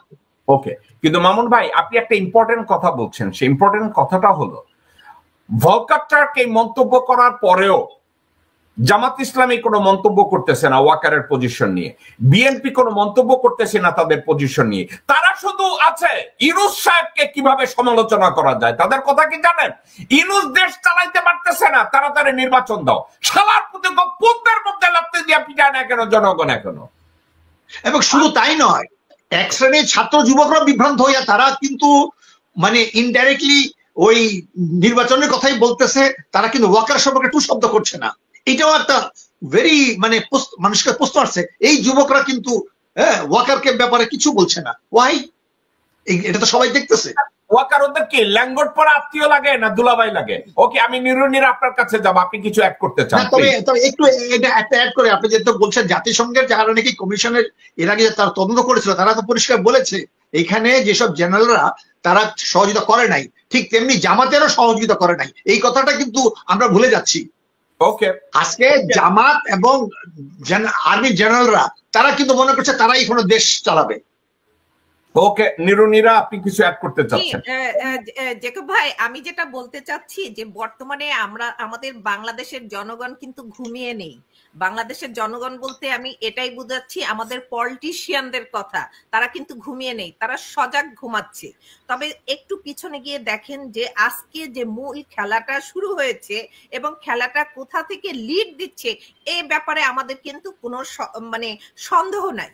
তাই সন্দেহ নাই বিধায় এই কথাটা বলতে চাচ্ছি, দেখেন আমাদের দেশের পলিটিশিয়ানদের কিভাবে মেরুদণ্ড ভেঙে দেওয়া হয়েছে সেটা দেখেন। আমাদের স্টুডেন্টদেরকে মেরুদণ্ড ভেঙে দেওয়া হয়েছে, আমাদের দেশের প্রফেশনাল যারা আছে, ডাক্তার ইঞ্জিনিয়ার যারা আছে, তাদের মেরুদণ্ড ভেঙে দেওয়া হয়েছে। লাস্ট ছিল আমাদের দেশের সেনাবাহিনী, তাদের মেরুদণ্ড ভেঙে দেওয়া হয়েছে। কিন্তু এক একটা পর্যায়ে তারা এক এক ভাবে এই বাংলাদেশের মাটিতে এই খেলাগুলো খেলছে। যেমন ধরেন আমাদের দেশের প্রফেশনালদেরকে পলিটিক্সে নামিয়েছে, কিন্তু আমাদের দেশের পলিটিক্স বলতে কি সেটা তো আমাদের বুঝতে আর বাকি নাই। যদিও আমাদের দেশের সাংবাদিকরা মুখ খুলে কথা বলে না, তারা কথা বলে মিউ মিউ করে, যেখানে যেটা বলা দরকার সেখানে সেটা বলছে না, যেই সময় যেটা বলা দরকার সেই সময় তারা সেই পদক্ষেপগুলো নিচ্ছে না বিধায় আমাদের দেশের জনগণ সব কথা সঠিকভাবে জানতে পারে না। আমাদের দেশে আজকে যদি প্রফেশনালদেরকে আজকে তারা পলিটিশিয়ান না বানিয়ে তো তাহলে দেখেন আমাদের দেশে এই বিজনেসগুলো আসবে কেন? আমাদের দেশের বিজনেস অন্য জায়গায় চলে যাচ্ছে। কোথায় চলে যাচ্ছে? যারা এই খেলাটা খেলছে তাদের হাতে আমাদের বিজনেস চলে যাচ্ছে। ঠিক সেম ভাবে আমাদের দেশের সেনাবাহিনীকে কেন বিজনেসে ইনভলভ করা হয়েছে এই কথাটাকে আমাদের দেশের সাংবাদিকরা, আমাদের দেশের জনগণরা, আমাদের দেশের পলিটিশিয়ানরা এ বিষয় নিয়ে কখনো কোনো কথা বলেছে? আজকে আমাদের দেশের সেনাবাহিনীদেরকে বিজনেসে নামিয়ে লোভী বানিয়ে, লোভ দেখিয়ে আজকে এই তাদের যে মেরুদণ্ড ভেঙে দিয়ে অন্য দেশের সেনাপ্রধান তার সেনাপ্রধান হয়েছে, এই বিষয় নিয়ে কিন্তু কেউ কোনো কথা বলছে না। আমাদের দেশে এই বিষয়গুলো পর্যায়ক্রমে চলে আসছে। তবে যত কথাই আমরা বলি না কেন, মূল গোড়াঘাটে যে লিড দিচ্ছে, যে খেলাটা খেলছে সেটা হলো ভারত। এই কথাটা আমাদের দেশের পলিটিশিয়ানরা কখনো বলবে না, কারণ সবার দিকে সবার ওই সময় মতো টোপটা ঠিকই দিচ্ছে, আর এই লোভী জনগণ এবং লোভী বাংলাদেশি সব সময় ওই টোপটা তারা গিলছে। আমরা কি করে এই কথাগুলো বলবো? Okay, doctor S M Naushad Ali, Nira একটা কথা বলেছে এবং আমি কৃষ্ণেন্দু দত্ত ওনার একটা কথাকে আমি পিক করি, সেটা হচ্ছে এই, দত্তবাবু বলেছেন যে আমরা আদানির কাছ থেকে কয়লা কিনেছি $481 দিয়ে পার মেট্রিক টন কয়লা কিনেছি আদানির কাছ থেকে, ভারতের কাছ থেকে। ওয়ারাজ আদানি এই কয়লাটা অর্ডার করেছে ইন্দোনেশিয়া থেকে পার মেট্রিক টন 225 টাকা। দত্তবাবু এই কথাটা কিন্তু উনি খুব ভালোভাবে উনি পড়েছেন, দেখেছেন। ইন্দোনেশিয়া থেকে যদি বাংলাদেশ সরাসরি ওই কয়লাটা কিনতো, আমাদের খরচ হতো $225 পার মেট্রিক টন, কিন্তু আদানির কাছ থেকে কিনেছে এই হাসিনা $481। আবার নীরা একটা কথা বলেছে সেনাবাহিনীর লোভের কথা। সেনাবাহিনীকে লোভী বানাতে বানাতে এরশাদ সাহেব লোভী বানিয়েছে, বেগম খালেদা জিয়া লোভী বানিয়েছে, হাসিনা লোভী বানায় নাই। হাসিনা পিলখানায় 57 জনকে জবাই করে দিছে, কিন্তু কথায় কথায় বলছে সেনাবাহিনীর পয়সা দিয়ে আমি বোঝাই করে দিছি। তাইলে দুইটা জিনিস তাকায় দেখেন। এক, ভারতের সাথে যদি আমরা সম্পর্ক রাখতে যাই, বাণিজ্যিক সম্পর্ক, তাহলে সেক্ষেত্রে প্রথম কথা আমরা অন্য জায়গায় গেলে কম পয়সায় কিনতে পারবো, কিন্তু ভারতে গেলে আমাদের বেশি পয়সা কিনতে হবে। দাদা ঠিকই বলেছে, দত্ত দাদা ঠিকই বলেছে। আজকের বাংলাদেশ যখন পাকিস্তানে যায়, আজকের বাংলাদেশ যখন চায়নায় যায়, ভারতের পিরিয়ড হয়ে যায়, ভারতের রক্তবমি হয়ে যায়, ভারতের লোকজনরা কান্নাকাটি শুরু করে। এবং আজকের সেনা কল্যাণ সংস্থার নামে বাংলাদেশের সেনাবাহিনীকে যেভাবে অকার্যকর করা হয়েছে, টাকার মধ্যে ডুবানো হয়েছে, বাংলাদেশের ডিভিশনাল যে কমান্ডার থাকে জিওসি, তারা এখন পয়সা খায়, পয়সার স্বপ্ন দেখে। ক্যান্টনমেন্টের প্রিন্সিপাল স্টাফ অফিসাররা পয়সার স্বপ্ন দেখে সেনা কল্যাণ সংস্থা দিয়ে, ব্যবসা দিয়ে। তাহলে টোটাল সার্বিকভাবে নীরা যে কথাটা বলছে সেটা হচ্ছে এই, বাংলাদেশের আর্মিকে করাপ্ট করার জন্য যা যা করা দরকার ভারত সব কাজগুলো করেছে। এখন তাইলে বাংলাদেশ আর্মির বর্তমান অবস্থান থেকে আমরা, কৃষ্ণেন্দু দাদা বলছে ওয়াকারকে এই মুহূর্তে বাদ দেওয়া উচিত। সাবজেক্টটা কি এটা বলা যায় না? ওয়াকার মান সম্মান নিয়ে এই মুহূর্তে রিজাইন করুক, রিজাইন করে সে দেশে থাকবে না দেশের বাইরে যাইবে, let him decide, but he must resign. আমি কি এই কথাটা বলতে পারি ডক্টর নসের আলী? ধন্যবাদ, আপনি অবশ্যই বলতে পারেন। তার আগে আমি একটু কৃষ্ণেন্দু দাদাকে একটু ধন্যবাদ দিতে চাই যে উনি খুব মানে ভারতীয় হয়েও অত্যন্ত খোলামেলা ভাবে বেশ চমৎকার ভাবে কিছু কথা বলেছেন। একটা প্রশ্ন ওনার জন্য আমি একটু রাখবো যে ওনাদের মতো যারা বুদ্ধিজীবী আছেন, যারা একটু মানে সুজ্ঞান সম্পন্ন, তারা কি এই যে শেখ হাসিনাকে যে ভারত আশ্রয় দিয়ে রেখেছে অবৈধভাবে, সেটা কি কোনো প্রতিবাদ তারা করেছে কিনা? একটা দেশে পতিত স্বৈরাচারকে ভারত কিভাবে আশ্রয় দিয়ে রাখেন, সেটা কিভাবে মানে ওখানে তারা কিভাবে থাকে, তো সেটার কোনো ওনার মতো বা ওনার মতো অন্যান্য বুদ্ধিজীবীরা এটা কোনো প্রতিবাদ বা প্রটেস্ট বা কোনো কিছু ওনারা করেছেন কিনা, এটা প্রশ্ন থাকবে। আচ্ছা, এবার আপনার প্রসঙ্গে আসি। আপনি যেটা বলেছেন, হ্যাঁ, এটা অবশ্যই অত্যন্ত যুক্তিযুক্ত, এবং সেনা প্রধানের আসলে তো উচিত তো অনেক কিছু, আর উনি তো এইভাবে যাবে না। হ্যাঁ, একটা কথা আছে না গ্রাম দেশে, এক কান কাটা যে সে রাস্তার ধার দিয়ে যায়, দুই কান কাটা যে সে রাস্তার মাঝখান দিয়ে যায়, সেটা হচ্ছে এই হচ্ছে অবস্থা। আমি যেটা মনে করি যে ডক্টর ইউনূস সাহেব একটু শক্ত হওয়া উচিত এবং শক্ত ভূমিকা নেওয়া উচিত, যেহেতু এখন ওনার কাছে তথ্য প্রমাণ সবকিছুই আছে। উনি সরাসরি ওয়াকারকে ডেকে কৈফিয়ত চাইতে পারে এবং বলতে পারে যে দেখো, যে তোমার বিরুদ্ধে এই অভিযোগগুলো আছে, আমি চাই তুমি পদ থেকে সরে যাও, ওই পদে রেখে তোমাকে তুমি দেশকে সার্ভ করতে পারবে না। এটা উনি যদি সরাসরি বলতে পারেন, আমার মনে হয় সেটা ভালো হবে আর কি। ডক্টর যেমন ওয়াকার কখনোই পদত্যাগ করে এখান থেকে যাবে না, এবং যেভাবে ওই যে চুপ্পু যায় না, দেখেন চুপ্পু এই যে এত মানুষ যে চাচ্ছে না যে চুপ্পু এখান থেকে চলে যায়। চুপ্পুকে এবং ওয়াকারকে ক্ষমতায় রেখেছে বাংলাদেশ জাতীয়তাবাদী দল বিএনপি এবং জামাত ইসলামী। এটা অন্য একটা বিষয়, আমরা এই বিষয়ে পরে কথা বলবো। দাদা, ডক্টর সাহেব আপনাকে জিজ্ঞাসা করছে, হাসিনাকে যেভাবে ভারত আশ্রয় দিয়েছে, বাংলাদেশের পতিত এক সরকার যে ছিল গণহত্যাকারী, দেশ ধ্বংসকারী, একজন লুণ্ঠনকারী, তাকে ভারত যেভাবে আশ্রয় দিয়েছে, ভারতের বুদ্ধিজীবী মহল, ভারতের সাংবাদিক মহল, ওনারা কি কেউ এই বিষয়ে কোনো প্রতিবাদ করেছে, কোনো মন্তব্য করেছে যে তাকে এভাবে আশ্রয় দেওয়া ঠিক না? হ্যাঁ, এই প্রশ্নটা আপনি খুব ভালো করেছেন যে মানে এই বিষয়টা জানতে চেয়ে আমি আপনাকে এক কথায় বলতে পারি, শেখ হাসিনা এখানে আশ্রয় পাওয়ার পর থেকে 5ই আগস্টের পর থেকে এখনো পর্যন্ত কোনো রকম কোনো এ বিষয়ে প্রশ্ন বা প্রতিবাদ হয়নি, এবং ভারত সরকার কোনো রাজ্য সরকার এখানে কোনো বক্তব্য রাখেনি, যেহেতু এটা পররাষ্ট্র বিষয়ক ব্যাপার। ভারত সরকার 3টি কথা বলেছিল। প্রথম বলেছিল আমাদের একটা মানবিক ব্যাপার, দ্বিতীয় হচ্ছে পড়শি দেশ যার তৎকালীন প্রধান ছিলেন আমাদের একজন বন্ধু এবং আমাদের হিতৈষী, এবং তৃতীয় হচ্ছে রাজনৈতিক আশ্রয়, সেটা দেওয়া যেতে পারে। এবং আরেকটি কথাও আমাদের বিদেশমন্ত্রী জয়শঙ্কর বলুন, স্বরাষ্ট্রমন্ত্রী অমিত শাহ বলুন, বারবার বলে গেছে, কারণ যখন বারবার বাংলাদেশ থেকে বলা হচ্ছিল যে শেখ হাসিনাকে ফেরত দিন, কেন আপনারা আশ্রয়তে রেখেছেন, তার একটাই বিবৃতি আমাদের দেশবাসীর কাছে রেখে গেছেন যে একটা আইন মেনেই এটা করা হয়েছে। কি আইন সেটা আমরা সাধারণ মানুষ অত জানি না, কিন্তু আন্তর্জাতিক আইন মেনেই আমরা শেখ হাসিনাকে এখানে আশ্রয় দিয়েছি। এখানে আমাদের আমরা কোনো বেআইনি কাজ করিনি, এবং এর বাইরেও তারা কোনো উত্তর বা কোনো নো কমেন্টস জায়গায় রয়েছেন, যার ফলে ভারতবাসী বলুন, ভারতীয় রাজনৈতিক অন্যান্য বিরোধী দলের নেতা নেত্রীরা বলুন এবং সাংবাদিকরা বলুন, এ বিষয়ে কোনো কমেন্টস শেখ হাসিনার ভারতে থাকা নিয়ে করেনি, না কোনো আন্দোলন, না কোনো প্রতিবাদ, এখানে কিচ্ছু হয়নি। শুধুমাত্র রাহুল গান্ধী একটু পার্লামেন্টে 2-4 বার বলেছেন যে এটা নিয়ে আপনাদের স্ট্যান্ড পয়েন্টটা কি, সেই জায়গায় দাঁড়িয়ে ভারত সরকার বা তারা পার্লামেন্টে বরাবরই বলে গেছেন যে আমরা যা করেছি বা আমরা যা সিদ্ধান্ত নিয়েছি সেটা আন্তর্জাতিক আইন মেনে নিয়েছি, এর বাইরে আর কোনো কথা তারা বলেননি, যার ফলে ভারতবাসীরা বা ভারতবর্ষ থেকে কোনো প্রতিবাদ হয়নি। এবং এই বিষয়ে একটি কথা আমি আপনাদের আবার বলবো, এটা আপনারা জানবেন, এখনো পর্যন্ত আজকের তারিখ পর্যন্ত ভারতবর্ষে মুজিবুর রহমানকে একটা হিরোইক ক্যারেক্টার হিসেবে দেখানো হয়েছে। এটা ইতিহাস বইতে, যারা আমাদের 5, 6, 7, 8 এর ইতিহাস বই সিলেবাসে মুজিবুর রহমানকে পড়ানো হয়, এখনো পড়ানো হয়, তিনি এখনো আমাদের এখানে পূজনীয়।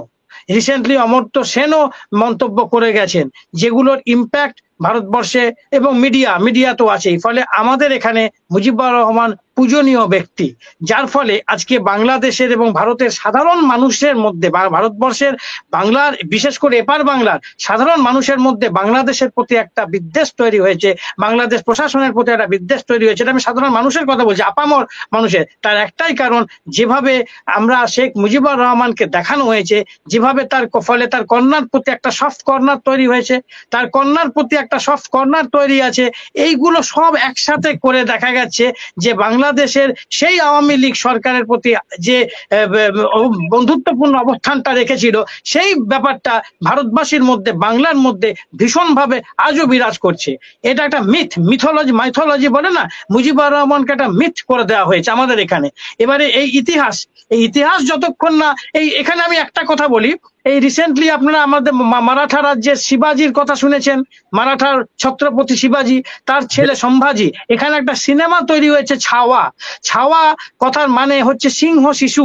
তাহলে শিবাজির ছেলে সম্ভাজিকে সিংহ শিশু হিসেবে দেখানো হয়েছে, এবং বইটা রমরমা মানে বাজার করে যাচ্ছে, দেখানো হচ্ছে তাকে বিরাট হিন্দুর মানে নেতা হিসেবে দেখানো হচ্ছে। অথচ যদুনাথ সরকার, রমিলা থাপার, গৌতম ভদ্রের মতো ইতিহাসবিদরা বলছেন যে উনি ভীতু ছিলেন, উনি ক্যারেক্টারলেস ছিলেন, এবং উনি মুঘলদের বশ্যতা স্বীকার করেছিলেন, কিন্তু সিনেমাটাতে উল্টো দেখানো হচ্ছে। এই যে দেখানো মিশন কাশ্মীর সিনেমা হয়েছিল, এইগুলো দেখিয়ে মানুষের মধ্যে একটা ইনজেকশন দেওয়া হচ্ছে, ইনজেক্ট করা হচ্ছে যে ধর্মীয় মেরুকরণ, হিন্দুত্ব, অন্য সব কিছু ভুলে যাও, এইটাতে আগে তুমি মনে করো তুমি হিন্দু, এটাই শেষ। খেতে পেলে কি না পেলে, চাকরি করলে কি না করলে, that doesn't matter, you should be Hindu, এটাই মনে করো, এইটাই দেওয়া হচ্ছে। তো যার ফলে আর এদিকে আবার আমার এইখানে ডিপ্লোম্যাটিক কথা বলছি আমি, এই জায়গাটা দিয়ে আমাদের সরকার ডিপ্লোম্যাটিক, এইদিকে তুমি হিন্দু, আবার এদিকে শেখ হাসিনা, এদিকে তসলিমা নাসরিন, এদিকে মুজিবুর রহমানকে তুমি ভগবান বানিয়ে দিচ্ছ। আমি এইটা এখনো বুঝতে পারলাম না, হোয়াই এই ডাবল সেন্স পথ নিয়ে চলছে। আমি আগেই বলেছি, বাংলাদেশের কাছে আর্থসামাজিক ভাবে, ভৌগোলিক ভাবে বাংলাদেশ বাংলাদেশের গুরুত্ব ভারতবর্ষের কাছে অপরিসীম। বাংলাদেশকে হাতে রাখতে পারলে ভারতের সোশিও ইকোনমিক্যাল সাউথ এশিয়ার দিকটা অনেক বেশি ফাইন্যান্সিয়ালি অনেক বেশি মানে সুবিধা করা যায়। অথবা একটা স্বার্থের ব্যাপার থেকে গেছে, স্বার্থ সংঘাত, এখন কায়েমি স্বার্থে এখন আঘাত পড়েছে, যার জন্য আজকে এইরকম একটা জায়গায় চলে এসছে। শেষ কথা বলছি, শেখ হাসিনাকে এই দেশে যে আছে তাতে ভারতবর্ষের কোনো রকম কোনো রিয়াকশন এখনো পর্যন্ত নেই এবং থাকবেও না। ওপেন রিয়াকশন এটা নিয়ে কেউ করবেও না, কারণ জানে যে ওপেন রিয়াকশন এটা করা, আমি আগেই বলেছি এটা নিয়ে ওপেন রিয়াকশন করবে না। কারণ ভারতবর্ষ, বাংলার এপার বাংলা, ত্রিপুরা রাজ্য সবই বলুন না কেন, সবাই তো মুজিবুর রহমানকে ভগবান হিসেবে দেখে এসছে, পরম পূজনীয়। তো তার কন্যা এখানে আছে, বরং মানে সেটা তো তারা প্রতিবাদের কোনো জায়গায় নেই। উল্টে বাংলাদেশের, বর্তমান বাংলাদেশের মধ্যে ইভিন মোহাম্মদ ইউনূসের প্রতিও এখানে একটা ক্ষোভ তৈরি হচ্ছে। কারণ আবার বলছি, আপনি যেভাবে ইনজেক্ট করছেন, আপনি যেভাবে দেখাচ্ছেন, আপনি যেভাবে খাওয়াচ্ছেন, এখানকার মানুষ সেভাবেই খাচ্ছে, সেভাবেই দেখছে, খায়। আমি এই যে শব্দটা ব্যবহার করলাম না, মানুষকে খাওয়ানো হয়, ইনজেক্ট করা হয়, সেটা খায়। আমাদের দেশে থার্ড ওয়ার্ল্ড কান্ট্রি গুলোতে এগুলো সব থেকে বেশি দেখায়। থার্ড ওয়ার্ল্ড কান্ট্রি গুলোর মানুষদের মধ্যে সেই কনসাসনেস কাজ করে না, আমি যেটুকু বুঝেছি। মানে আপনি 500 টাকা দিলে ভোট বিক্রি হয়ে যায়, আপনি একটু টাকা দিয়ে তাকে পারচেস করে নিতে পারছেন, আপনি যা বুঝিয়ে দেবেন সেই বুঝে যায়। তো এইবার আজকে এই সিনেমাটা দেখানো হয়েছে, শিবাজি সিনেমায় বুরহানপুর বলে একটা জায়গা, আওরঙ্গজেব যখন মুঘল সম্রাট সম্ভাজিকে অ্যাটাক করতে মানে যাচ্ছিলেন অভিযান করতে, তখন বুরহানপুরে আওরঙ্গজেব তার নাকি সোনা গয়না সব ওখানে জমা করে মানে কোথাও গুপ্ত জায়গায় রেখে যাচ্ছেন। এটা সিনেমা দেখানো হয়েছে। ও আপামর ইউপিয়ান, উত্তরপ্রদেশের আপামর জনগণ ওই বুরহানপুরে সব রাত্রেবেলায় লাইট নিয়ে যাচ্ছে, গিয়ে মাটি খুঁড়ে খুঁড়ে দেখছে যে ওখানে ধনসম্পদ আছে কিনা। তো এই হচ্ছে consciousness of the people of India. এটা বলতে আমার লজ্জা লাগছে, but it is fact, it is indeed, এটা ঘটনা। তো এটা কতটা হাস্যকর আপনি ভাবুন তো। মানুষ যে এই জায়গায়, আমাদের দেশের মানুষ এইভাবে প্রভাবিত হয়, তো সেক্ষেত্রে যেভাবে আমাদেরকে পড়ানো হয়েছে, দেখানো হয়েছে, আমরা জানি ইতিহাস তো বরাবরই ইতিহাস, যেটা ঘটেছে সেটাই ইতিহাস, কিন্তু কিভাবে দেখানো হচ্ছে, কিভাবে পড়ানো হচ্ছে, সেটাই ব্যাপার। আমি একবার একটা শোতে বলেছিলাম যে এই বিজেপি সরকার বলেছিল তাজমহল শাহজাহান তৈরি করেনি, ওটা ছিল চন্দ্রমৌলেশ্বর শিবের মন্দির, ওখানে সমস্ত উপরে ত্রিশূল ছিল ইত্যাদি ইত্যাদি, ওটা শাহজাহান তৈরি নয়। মানে বোঝাতে হবে যে মানে হিন্দুর ব্যাপারটাকে এগিয়ে আনতে হবে। তো ওইটাই মানুষকে খাওয়ানো শুরু হয়েছিল, কিন্তু মানুষ ওটা খায়নি, কারণ ওটা 7 ওয়ান্ডারার্স এর মধ্যে পড়ে, দেখছে মানে গতি মানে বেগতিক হয়ে যাচ্ছে, ওই জন্য আর বেশি ওদিকে এগোয়নি, বাট এগোনোর চেষ্টা করেছিল। আজকে গিয়াসউদ্দিন তুগলকের নামে যে রাস্তাটা আছে দিল্লিতে, তুগলক রোড, নাম শুনে থাকবেন, তুগলক রোডের নাম বদলে বিবেকানন্দ রোড হয়ে গেল। দেখুন, আমি একজন হিন্দু, আমি আমার ধর্মকে আগে প্রায়োরিটি দেবো, এটা স্বাভাবিক, কিন্তু আমি এইগুলো ব্যক্তিগত পছন্দ। তুগলক তার ইতিহাসের চরিত্র, গিয়াসউদ্দিন তুগলক তার ইতিহাসে, আমি তাকে মুছালে ওকে সে মুছে যাবে। আমি যদি মুজিবুর রহমানকে মুছেও দিই, বাংলাদেশ যদি মুছেও দেয়, বাংলাদেশ যদি সব স্মৃতিগুলো মুছেও দেয়, তা মুজিবুর রহমান কি মুছে যাবে সত্যি করে ইতিহাস থেকে? সে ভালো হোক খারাপ হোক, অ্যাডলফ হিটলারকে কি আমরা চিনি না? মুসলিনীকে কি আমরা জানি না? এবার এবার আমি কাকে ভগবান, কে ফেমাস কে ইনফেমাস, সেটা আমি কিভাবে দেখাচ্ছি তার উপর নির্ভর করে, কিন্তু ইতিহাস ইতিহাসই। আমি অনেকটা দীর্ঘায়িত করে ফেললাম, কিন্তু আমি একটা কথা যেটা মেন্টন সাহেব আমার কাছে জানতে চেয়েছিলেন, আমি এটাও বলছি যে যেভাবে আমাদেরকে দেখানো হচ্ছে, তাতে আমরা যেহেতু একজন ভগবানের মেয়ে, তিনি বিপদে পড়ে আমাদের দেশে আছেন, তাকে আমাকে যথাসম্ভব মানে জামাই আদর বলা হয়, এখানে মেয়ে আদর করে তাকে রাখা হচ্ছে, এবং যতদিন মানে তিনি থাকতে চাইবেন বা যতদিন না কোনো সেরকম সমস্যার সমাধান হচ্ছে, তিনি এখানেই থাকবেন। কারণ কোনো রাজ্য বা কোনো দেশ তাকে নেবে বলে মনে হয় না। লন্ডন ফিরিয়েছে, অনেক জায়গায় ফিরিয়েছে, কে নেবে বলে মনে হয় না। অতএব এই সরকার যতদিন আছে, ধরুন এই সরকার যদি থাকে, কারণ এই সরকারের একটা সরকারের তো সিদ্ধান্ত থাকে, অতএব বর্তমান সরকার যারা আছে তারা ততদিন, এখনো 29 সাল পর্যন্ত তারা ক্ষমতায় আছে, 5 বছর অন্তর ইলেকশন হয়, সেই হিসেবে 29 সাল পর্যন্ত ধরুন ওনারা এখানে ওনাকে রেখে দিতে পারেন। যদি আইনের একটা ব্যাপার থাকে, সব আইন যে আমি বিশাল বুঝি তা নয়, কিন্তু তারা আন্তর্জাতিক আইনের ধোয়া তুলছে, এখন আন্তর্জাতিক ভাবে যদি কিছু করা যায় আলাদা ব্যাপার, বাট শেখ হাসিনা এখানে আছেন, তাদের কথা মতো তিনি থাকবেন এবং কোনো প্রতিবাদ নেই। ওকে দাদা, একটা কথা, ওকে, ভারতের লোকজনরা কি এটা জানে যে হাসিনা বাংলাদেশে কত গণহত্যার সাথে জড়িত? ভারতের জেলখানায় ঢুকে নিজ হাতে একটা মানুষকে জবাই করছে এবং লোকজনদেরকে মেরে পেট কেটে সমুদ্রে ভাসানোর পরে ওই ফ্যামিলিকে জড়ায় ধরিয়া বসে বসে কান্দে। নিজের রাত্রে পুলিশ দিয়ে র্যাব দিয়ে একটা লোককে মেরে ফেলছে, মেরে ফেলার পরে তার পরের দিন ওই ফ্যামিলির লোকজনদেরকে এনে বঙ্গভবনে বলে, কান্দে আর বলে আমি ওই লোককে ফিরিয়ে দেব। ভারতের লোকজনরা কি এগুলা জানে? এবং বাংলাদেশে দিনে দুপুরে টোটাল 800-র মতো স্পেশাল আয়নাঘর বানাইছে, যেসব জায়গায় লোকজনদেরকে বিনা বিচারে দাদা বছরের পর বছর আটকায় রাখছে, মাইরা ফেলাইছে, তাদের হাত পা কেটে নিছে এই হাসিনা। ভারতের লোকজনরা কি এগুলো জানে? এখানে একটা কথা বলি, আমি মাঝখানে একটু ডিসরাপ্ট করলাম। এখানে যেভাবে সংবাদ মাধ্যমগুলো দেখানো হয়, যেমন ধরুন মুজিবুর রহমানের বাড়ি ভাঙা হচ্ছে, এখানে বাবরি মসজিদ ভাঙা হয়েছিল, সেই বাবরি মসজিদ ভাঙাটাকে যেভাবে এখানে দেখানো হয়েছিল, প্রত্যেক দিন প্রত্যেকটা মুহূর্ত তার ছবিগুলো জুম করে হাতুড়ি পেটাচ্ছে জুম করে, ঠিক মুজিবুর রহমানের বাড়ি ভাঙানোটাকে যেভাবে এখানে দেখানো হলো, তাতে বর্তমান সরকারকে, বাংলাদেশ সরকারকে ভিলেন করা হলো। মানে মুজিবুর রহমানের বাড়িটা কেন ভাঙছে তার নেপথ্যে কারণ কি সেটা বলা হলো না, বলা হলো হিংস্র, বলা হলো প্রতিশোধ। পরন্ত আমাদের দেখানো, এই যে আপনি বললেন না দেখাচ্ছে কিনা, আমাদের দেখাচ্ছে নাহিদ ইসলাম নতুন দলের আহ্বায়ক হলেন, এবং নাহিদ ইসলাম নতুন দলের আহ্বায়ক হয়ে যেখানে তিনি কোটা বিরোধী আন্দোলনের মুখ হিসেবে উঠে এসেছিলেন, এবং পরে দেখা যাচ্ছে যে এখন যেটা আমরা পত্রিকা, আনন্দবাজার পত্রিকা আমাদের লিডিং পেপার, বর্তমান আমাদের লিডিং পেপার, সেখানে দেখানো হচ্ছে যে নাহিদ ইসলাম যে কোটা বিরোধী আন্দোলন নিয়ে তারা উঠে এলো, আজকে তারাই স্কুল কলেজ ইউনিভার্সিটিতে তাদের দলের জন্য কোটা বরাদ্দ করছে। এটা ছিল আনন্দবাজারের হেডলাইন। আনন্দবাজারের হেডলাইন হচ্ছে মুজিবুর রহমানের বাড়ি ভাঙানো, তীব্র ধিক্কার জানানো। তো এইগুলো যখন আমাদের পাড়ার আমাদের মুদি দোকানদার, আমাদের রিক্সা চালক, ভ্যান চালক থেকে শুরু করে সরকারি কর্মচারী, দৈনন্দিন নিত্যকর্মের কর্মচারী বা অফিস যেতে যেতে কাগজটা পড়ে দেখে, তাদের মাথার মধ্যে ওই ইনজেক্টটাই হচ্ছে যে বর্তমান বাংলাদেশ কত নৃশংস, কত হিংস্র, কত প্রতিশোধ পরায়ণ। তো এই ব্যাপারটা ঢোকানো হচ্ছে। আপনি যেটা বলছেন, আপনি যেগুলো জানাচ্ছেন, আমি অনেক কিছু দেখি আপনাদের থেকে জেনে, বা আপনাদের ওখানকার যে সোশ্যাল মিডিয়া থেকে আমার কাছে যে হোয়াটসঅ্যাপে আছে সেগুলো দেখে জানি। কিন্তু আমাদের মেন স্ট্রিম মিডিয়া সেটা আমাদের কেন্দ্রীয় শাসক দলের পক্ষের হোক বা বিপক্ষের হোক, আমাদের ভারতবর্ষের কোনো মিডিয়া এই ধরনের নিউজগুলো, প্রকৃত ইতিহাসগুলো দেখায় না। তার দুটো কারণ যে মিডিয়ায় সে বিরোধিতা করুক দেশের সরকারের, শাসক দলের বা তার পক্ষে থাকুক, আমাদের তথ্য সম্প্রচার মন্ত্রক, ইনফরমেশন অ্যান্ড ব্রডকাস্ট মিনিস্ট্রির আন্ডারে তাদের রেজিস্ট্রেশন আছে। আজকে একটা গাইডলাইন দেওয়া আছে, এটা আমি মনে করি যে যদি তুমি বাংলাদেশের প্রকৃত ঘটনাগুলো তুলে দাও, যদি তুমি শেখ হাসিনাকে ভিলেন হিসেবে দেখাও, তাহলে তো শেখ হাসিনা এখানে রাখা নিয়ে তো ভারতবর্ষে একটা আগুন জ্বলবে যে কেন ওকে এখানে রাখা হবে। এই সব নিউজ দেখানো যাবে না, দেখালেই তোমাদের রেজিস্ট্রেশন ক্যান্সেল করে জেলে পুরে দেবো। কাদের জন্য এটা প্রযোজ্য? যাদের সার্কুলেশন বেশি, যাদের ভিউয়ার্স বেশি, তাদের জন্য। যদি আমাদের একটা পাক্ষিক সাপ্তাহিক কাগজ 1000-2000 বেরোয়, তার জন্য ওরা মাথা ব্যথা না, জানে ওটাতে কোনো ম্যাটার করে না।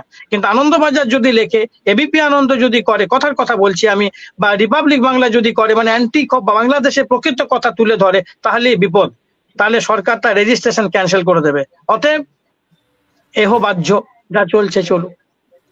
মানে আমি একদম প্র্যাকটিক্যাল রিয়ালিটিটা আপনাকে তুলে ধরছি। আপনি বলছেন না যে বাংলা, আপনাদের ওখানে কি কি ঘটে যাচ্ছে। আমরা পড়শি দেশ পশ্চিম বাংলা, পড়শি দেশ ত্রিপুরা, জানি না, দুদিন আগের কথা বলছি, বিএসএফ এবং গরু পাচারকারী গোলাগুলি হয়েছে, গুলি চলেছে, একজন গরু পাচারকারী মারা গেছে। আমি গতকাল পত্রিকায় এই খবরটা পড়লাম। কোথায়? জলপাইগুড়িতে হয়েছে, আমাদের উত্তরবঙ্গর বর্ডারে বিএসএফ এর সাথে গরু পাচারকারী কিছু বাংলাদেশিদের সাথে সংঘাত হয়, গুলি চলে, একজন মারা যায়। এটা আমাদের এখানে খবর। এই খবরগুলো কিন্তু মানে বিএসএফ কে বড় করে দেখানো হলো যে বিএসএফ গরু পাচারকারী আটকেছে, তাদের গুলি করেছে। নেপথ্যে কি আমরা জানি না, কারণ আমি জলপাইগুড়িতে নেই, আমি ওখানে ঘটনাটা বলতে পারবো না, কিন্তু খবরে আমি এটা পেয়েছি। আফটার অল এটাই আমি বলতে চাইছি যে আমাদেরকে এইভাবেই দেখানো হয়, এইভাবে বোঝানো হয়। আমরা গুটি কয়েক আছি যারা বারবার বোঝাতে চাইছি, বলতে চাইছি যে এই ধরনের ঘটনাগুলো বিশ্বাস করবেন না, নেপথ্যে অন্য ব্যাপার আছে। আমার নামে আমাকে মানহানির মামলা করার কথা বলা হয়েছে, আমাকে রাষ্ট্রদ্রোহীর উপমা দেওয়া হয়েছে। এবং আমরা রিসেন্টলি একটা বই বের করেছি, জেকব মিল্টন সাহেব আপনি জানবেন, আমি বলি, আপনি নুরুল ইসলাম সাহেবকে তো চেনেন, মোহাম্মদ নুরুল ইসলাম সাহেবের একটা বই আমাদের এখান থেকে প্রকাশিত হয়েছে, বাংলাদেশের স্বাধীনতা ও মুক্তিযুদ্ধের অজানা ইতিহাস, যে বইটা আমাদের এখানে আমাদেরই পত্রিকা থেকে প্রকাশিত হয়েছে। সেই পত্রিকাটা স্বীকৃতিও দেওয়া হয়েছে, রেজিস্ট্রেশন নাম্বারও দেওয়া হয়েছে, কিন্তু সেই বইটা নিয়ে অনেকে পোষণ করছেন সেই বইটাতে যেহেতু মুজিবুর রহমানকে সেইভাবে ভগবান হিসেবে দেখানো হয়নি, বলাই হয়েছে যে মুজিবুর রহমানের কোনো সম্পৃক্ততা ছিল না এই বাংলাদেশের স্বাধীনতার সঙ্গে। সেইটা কেন বলা হয়েছে, তাই জন্য আমাকে অনেক কিছু ফেস করতে হচ্ছে। কিন্তু ব্যাপারটা হচ্ছে এইটাই আমার বক্তব্য, যে যেভাবে আমি একজনকে ভগবান করে দিয়েছি, তাকে শয়তান বানাতে গেলে ইট উইল টেক টাইম, আরো সময় লাগবে। আরেকটা কথা বলি, ওই যে আপনি বলছেন না যে বর্ডারে বিএসএফ গরুচোরকে মেরেছে, আপনারা কি জানেন ভারতীয় বিএসএফরা গভর্নমেন্টের অর্ডারে কি করে? আমাদের বাংলাদেশি নিরীহ কতগুলো লোকজন আছে, তারা কি করে, বর্ডারে বাড়ি, তাদের জমিটা এমন, বাড়িটা এমন, বাড়ির এক অংশ ইন্ডিয়ার মধ্যে আর এক অংশ বাংলাদেশের মধ্যে, তারা দৌড়াদৌড়ি করে, বাচ্চা পোলাপানরা খেলে। আপনারা কি জানেন, একটা ছবি দেখাই দাদা, এইভাবে মেরে বিএসএফ বলছিল চোরাকার বাড়িকে গুলি করেছে। দেখেন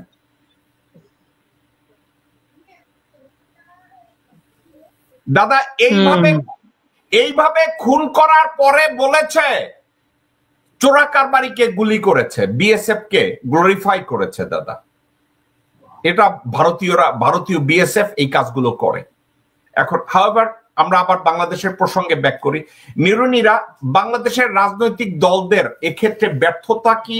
যারা এখন নির্বাচন চাচ্ছে, আমি কি নির্দ্বিধায় বলতে পারি, সেটা বিএনপি হোক জামাত হোক, আমি কি এক কথায় বলতে পারি যে তারা এই মুহূর্তে বাংলাদেশের রাজনীতিকে ভারতীয় করার জন্যই তারা এই কাজগুলো নির্বাচন করছে, এবং জনগণের এটাকে কিভাবে ফেস করা উচিত? নীরা।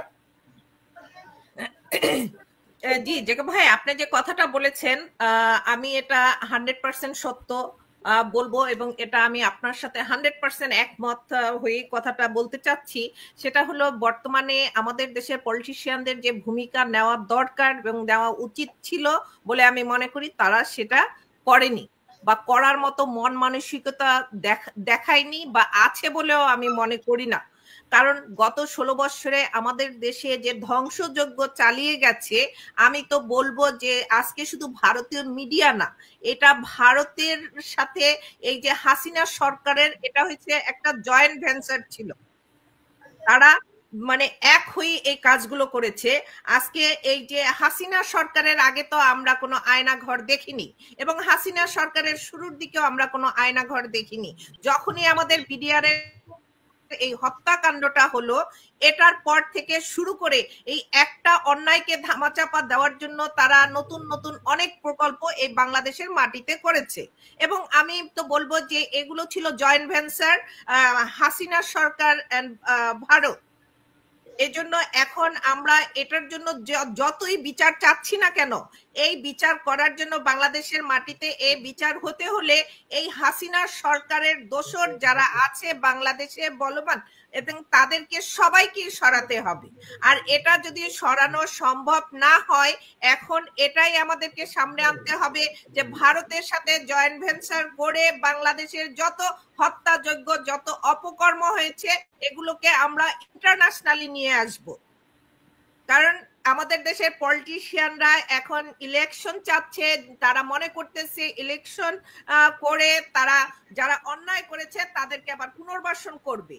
তারা যত অন্যায় করেছে, অপকর্ম করেছে, সব কিছুর লেজিটিমেসি তারা দিয়ে তারা নতুন করে বাংলাদেশ গড়বে। কিন্তু এটার অর্থ যে কি দাঁড়াবে অদূর ভবিষ্যতে আমাদের বাংলাদেশে, এটা আমরা বাংলাদেশের জনগণ, নিরীহ জনগণ যারা আছি, যারা পলিটিক্সের বাইরে আছি, তারা কিন্তু খুব ভালোভাবে বুঝতে পারছি যে আমাদের বাংলাদেশ কোন দিকে যাবে। তো এটা আমরা বোঝার পর আমি বলবো যে শুধু ভারতের মিডিয়ার যে এই কার্টুন, এই যে নাচানাচি, যাত্রা গান, এদের সাথে তাল মিলিয়ে গিয়ে আপনারা কথা না বলে আপনারা স্ট্রং হয়ে কথা বলেন। আপনাদের বাংলাদেশের জন্য যেটা দরকার, যেটা করণীয়, আপনারা সেটা বলেন। আজকে আমাদের বাংলাদেশের পলিটিশিয়ানরা ইলেকশন চাচ্ছে কিসের জন্য, সেটা আমাদের কাছে একদম ক্রিস্টাল ক্লিয়ার, বাংলাদেশের প্রতিটা জনগণের কাছে ক্রিস্টাল ক্লিয়ার। কিন্তু তারা ওই যে নীতিগতভাবে তারা যে মানে তাদের নীতির অবক্ষয় হয়েছে, এই জিনিসটা আর কোনোভাবে তারা ধামাচাপা দিতে পারছে না। তাই এখন না যে পরিস্থিতি, যে সিচুয়েশন, আমি বাংলাদেশের কোনো ইলেকশন চাচ্ছি না। এখন আপনি যে সংস্কারের কথা বলবেন, যে এখন অনেকেই বলে আর কত চলবে সংস্কারের গান, এটা সংস্কারের গান না। আজকে যদি বাংলাদেশকে রক্ষা করতে হয়, বর্তমান সর্বজন স্বীকৃত যে ডক্টর মোহাম্মদ ইউনূস সরকারকে সহযোগিতা করতে হবে। আর আজকে এই হাসিনার দোসরদের দুপাশে রেখে এই সংস্কার কেন, এবং এই আজকে সর্বদলীয় এবং সর্বজন স্বীকৃত ডক্টর মোহাম্মদ ইউনূসকে সহযোগিতা করা সম্ভব না। তাই আমি বলবো যে আগে আমাদের এই যে স্বৈরাচারের দোসর যারা আছে, এটা একদম চিহ্নিত যে স্বৈরাচারের দোসরকে, কাদের দ্বারা এই কাজগুলো সম্পন্ন হয়েছে, তাদেরকে যে কোনো অবস্থাতে যে কোনো উপায়ে এই জায়গা থেকে চলে যেতে হবে। আমি জায়গা থেকে সরানোর ফোর্সফুলি এই জন্যই বলবো যে এদেরকে সামনে রেখে, এদেরকে কাছে রেখে আপনি ক্লিয়ার করেছেন, আপনি ক্লিয়ার করেছেন। কাজী আব্দুল আল মামুন, আপনার কি মনে হয় এই ওয়াকারকে এই পজিশনে রেখে, অন্য দুই বাহিনীর প্রধানকে পজিশনে রেখে, এবং বর্তমানে বেশ কিছু বিতর্কিত উপদেষ্টা আছে যারা ওয়াকারের নিয়োজিত, তাদেরকে ডক্টর মোহাম্মদ ইউনূসের চারপাশে রেখে কোন প্রকার সংস্কার করা সম্ভব কিনা, এটার উপরে আপনি একটা মন্তব্য করেন। আর এই মন্তব্যের পরে আমরা শো শেষ করব, আপনার কাছ থেকে জানতে চাচ্ছি। আচ্ছা, ধন্যবাদ। আসলে জিনিসটা আমরা যেভাবে সবসময় দেখি যে কোনো ব্যক্তিকে পরিবর্তন করলে কিছু হয় না, কারণ এমনি 6 মাস পরে 8 মাস পরে আরেকজন জেনারেল আসবে। তো কাজেই আপনি যদি দেখেন গত 16 বছরে যতগুলো সেনাপতি ছিল, ওই সবই কিন্তু তারা দেশদ্রোহী ছিল। তারা হলো আজকে যেহেতু গ্লোবালাইজেশন মানেই হলো সাম্রাজ্যবাদের এখন ওপেন মার্কেট করে দিছে, তারা যখন ইচ্ছা যেখানে ইচ্ছে তারা মার্কেট করবে, শেয়ার মার্কেটে আবার ধস নামাবে। তো কাজে এইখানে বিশ্ব সাম্রাজ্যবাদের সাথে পুঁজিবাদ সামন্তবাদের স্বার্থ রক্ষাকারী ধনী লুটেরা গোষ্ঠী, তাদেরই রাজনৈতিক দল, তারাই হলো এই যে ভোট কেন্দ্রে কোটি কোটি টাকা দিয়ে জনগণকে কিনার চেষ্টা করে, মিডিয়াগুলো পত্রিকাগুলো তাদের নিয়ন্ত্রণে। কাজেই এক সময় বলা হয় যে প্রচারেই প্রসার, এখন অপপ্রচারে অপপ্রসার। তো কাজেই এটা একদিনে হবে না যেমন সত্য, তো তেমনি আমাদের যে 71-এর পরের থেকে, বাকশালের পরের থেকে প্রতিটা সরকারি কিংস পার্টি করতে যে বিরাজনীতিকরণ করেছে, মানুষ বুঝে গেছে যিনি ক্ষমতায় যাবে, ওয়াকার যদি কালকে যদি মার্শাল অফিসিয়ালি মার্শাল ঘোষণা করে, নিজেকে প্রেসিডেন্ট ঘোষণা করে, কয়েকদিন পরে জিয়া রহমানের মতো, এরশাদের মতো এখানে অনেক লোক আছে তার পার্টিতে চলে যাবে। কাজেই যেখানে হাসিনা শেষ করছে, নূতনা স্বপ্ন দেখতেছে নির্বাচনের নামে, তারা ওখান থেকে লুটপাট করবে। কেন? উৎপাদন হচ্ছে আমাদের গার্মেন্টস সেক্টর থেকে, আর মানে টাকা আসতেছে, আর আসতেছে বিদেশি যারা শ্রমিক আসতেছে তারাই। তো এই কারণে আমি মনে করি দেশে এখন নতুন করে রাজনৈতিক বিনির্মাণ করার সময় এসেছে।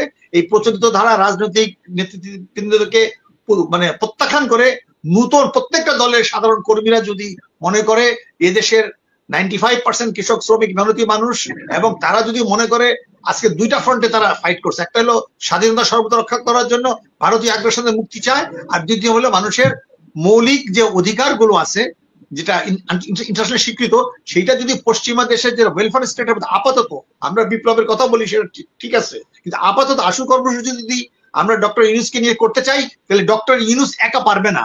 এই ডক্টর ইউনূসের চারপাশে যারা এনজিও কিংবা যারা আছে তাদেরকে সরায়া একটি জাতীয় বিপ্লবী সরকার গঠন করতে হবে আগামী 3 থেকে 4 বছর। তারা যদি সব ঠিকঠাক করার পরে তারপরে ইউনূস সাহেব থাকবে কি থাকবে না পড়ার কথা। কাজে আমাদের এখন সময় চলে এসছে, শুধু ইউনূসের উপরে অন্ধভাবে সমর্থন করে গেলাম আর উনি কিছু করতে পারবে কি পারবে না সে আলোচনা করছি না, কিন্তু আপাতত দেখছি যে ইউনূস সাহেব পারতেছে না। ইউনূস সাহেবের চারিদিকে যারা আছে তারাও কোনো সিদ্ধান্ত নিতে পারতেছে না। কাজে আমাদের এই প্রবাস থেকে এগিয়ে আসতে হবে।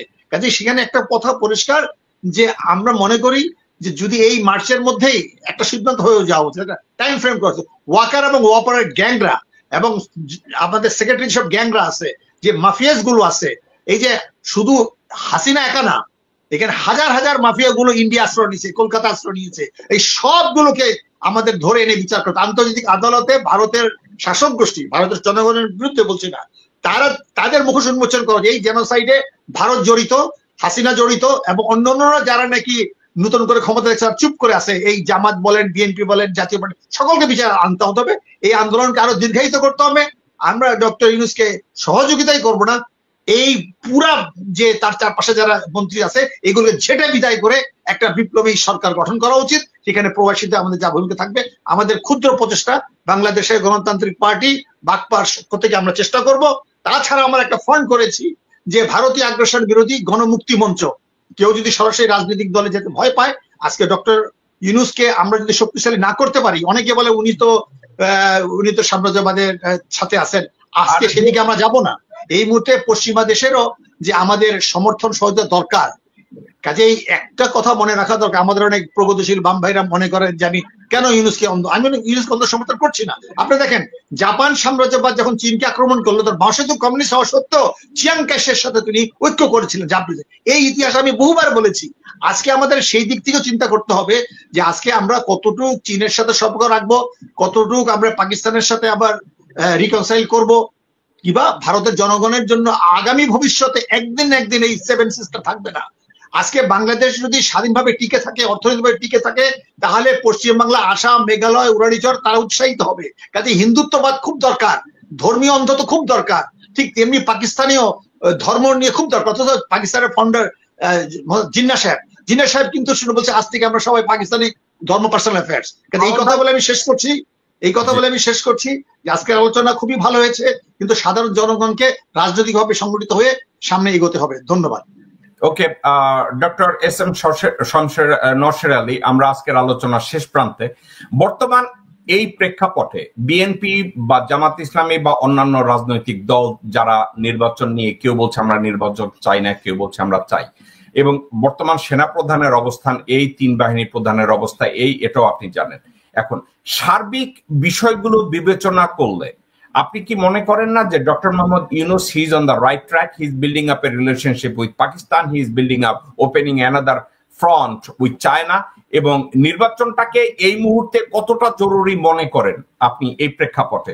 নাকি আপনি মনে করেন ডক্টর ইউনূস আরো কন্টিনিউ করবে কয়েক বছর যতক্ষণ না রিফর্ম কমপ্লিট না হবে? ডক্টর নওশের। জি, ধন্যবাদ। আমি মনে করি ডক্টর ইউনূস সাহেব রাইট ফর্মে আছে, কারণ শেরে বাংলা একে ফজলুল একটা কথা বলতেন যে যখন তোমরা দেখবা যে দাদারা বাবুরা আমার খুব প্রশংসা করতেছে, তাহলে বুঝবা যে আমি রং ট্র্যাকে আছে। আর যখন তোমরা দেখবা যে দাদা বাবুরা আমার খুব বদনাম করতেছে, তাহলে বুঝবা যে আমি রাইট ট্র্যাকে আছি। দেখেন ডক্টর ইউনূসকে কিন্তু ইন্ডিয়ান দাদা বাবুরা কিন্তু যথেষ্ট ধুয়ে দিতেছে একবার তাদের মিডিয়াতে, তার মানে উনি রাইট ট্র্যাকে আছে। আরেকটা জিনিস হচ্ছে যে ডক্টর ইউনূস যে কাজগুলো করছেন একটা দেশের জন্য, আসলে এটা অনেকে, একটা দেশের পররাষ্ট্রনীতি শুধুমাত্র একটা দেশের দিকে ফেস করে থাকতে পারে না। আমরা আমাদের বিভিন্ন স্বার্থ সংশ্লিষ্ট বিষয়গুলো বিভিন্ন দেশের সাথে আমরা সম্পর্ক করে তুলবো, বিভিন্ন দেশের সাথে। বর্তমান মানে পররাষ্ট্র মানে আসলে সত্যি কথা বলতে যেটা কেউ কারো আসলে বন্ধু না, সবাই আসলে সবার স্বার্থ নিয়েই চলবে। এখন যে স্বার্থ সেই স্বার্থ অনুযায়ী সেভাবে এটা করবে। আমাদের সাথে পৃথিবীর সব দেশের সাথে আমাদের মানে পররাষ্ট্র বন্ধুত্ব বলেন বা বলেন সেটা গড়ে তুলতে হবে। ডক্টর ইউনূস সাহেব এটা সঠিক কাজটা উনি করতেছেন। আর নির্বাচন যে বিষয়টা আসছে, নির্বাচন আমি মনে করি না দ্রুত যদি নির্বাচন হয় তাতে আমাদের দেশের মানুষের জনগণের কোনো লাভ হবে। হয়তো অন্য একটা দল ক্ষমতায় আসবে, যে দলটা এতদিন ভুকা ছিল তারা এখন ক্ষমতায় যাওয়ার জন্য মরিয়া হয়ে আছে, তারা ক্ষমতায় যেতে যাচ্ছে, ক্ষমতায় যেয়ে তারা এমপি মন্ত্রী হবে বা লুটপাট করবে বা তারা খাওয়া খাওয়ি শুরু করবে। এটা তাদের জন্য লাভ হবে, কিন্তু জনগণের জন্য লাভ হবে না। জনগণের জন্য লাভ হবে তখনই যখন ডক্টর ইউনূস খুব সফলভাবে এই সংস্কার কাজগুলি শেষ করে দিয়ে যেতে পারবে এবং একটা আগামী বাংলাদেশের একটা মানে ভালো একটা প্ল্যাটফর্ম দেশকে নিয়ে যেতে পারবে। ধন্যবাদ।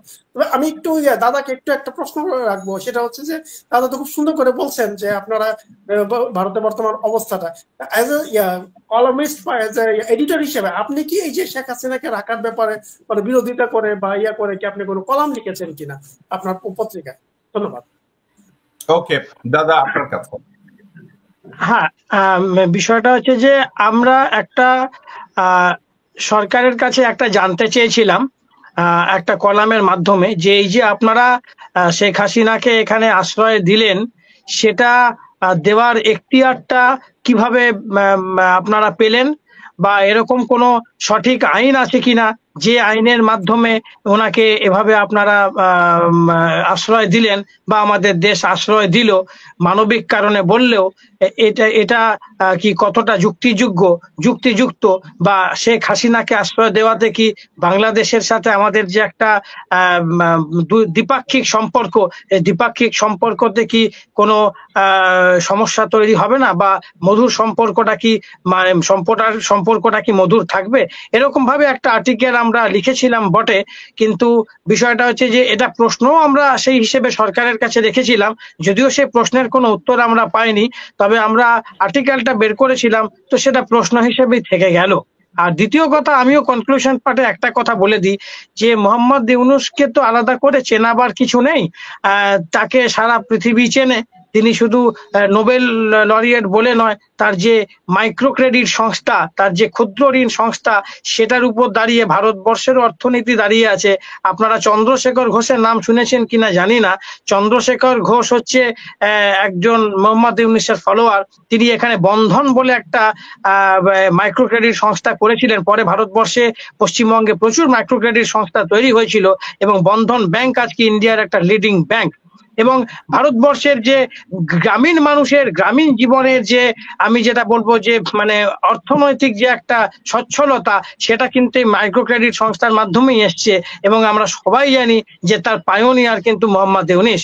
মূলত শান্তিতে তিনি নোবেল পেলেও তার এই অবদানটা সারা পৃথিবী মনে রাখবে। তা এমন একটা মানুষের হাতে যখন বাংলাদেশ আছে, তখন অবশ্যই বলতে হয় যে যথেষ্ট নিরাপদ হাতেই আছে। এবং এটা যেটা আপনারা সবাই বলছেন, আমি সহমত পোষণ করি যে দেশটা এখন কিছুটা হলেও একটি বিশৃঙ্খলা এবং অস্থিরতার মধ্যে দিয়ে যাচ্ছে।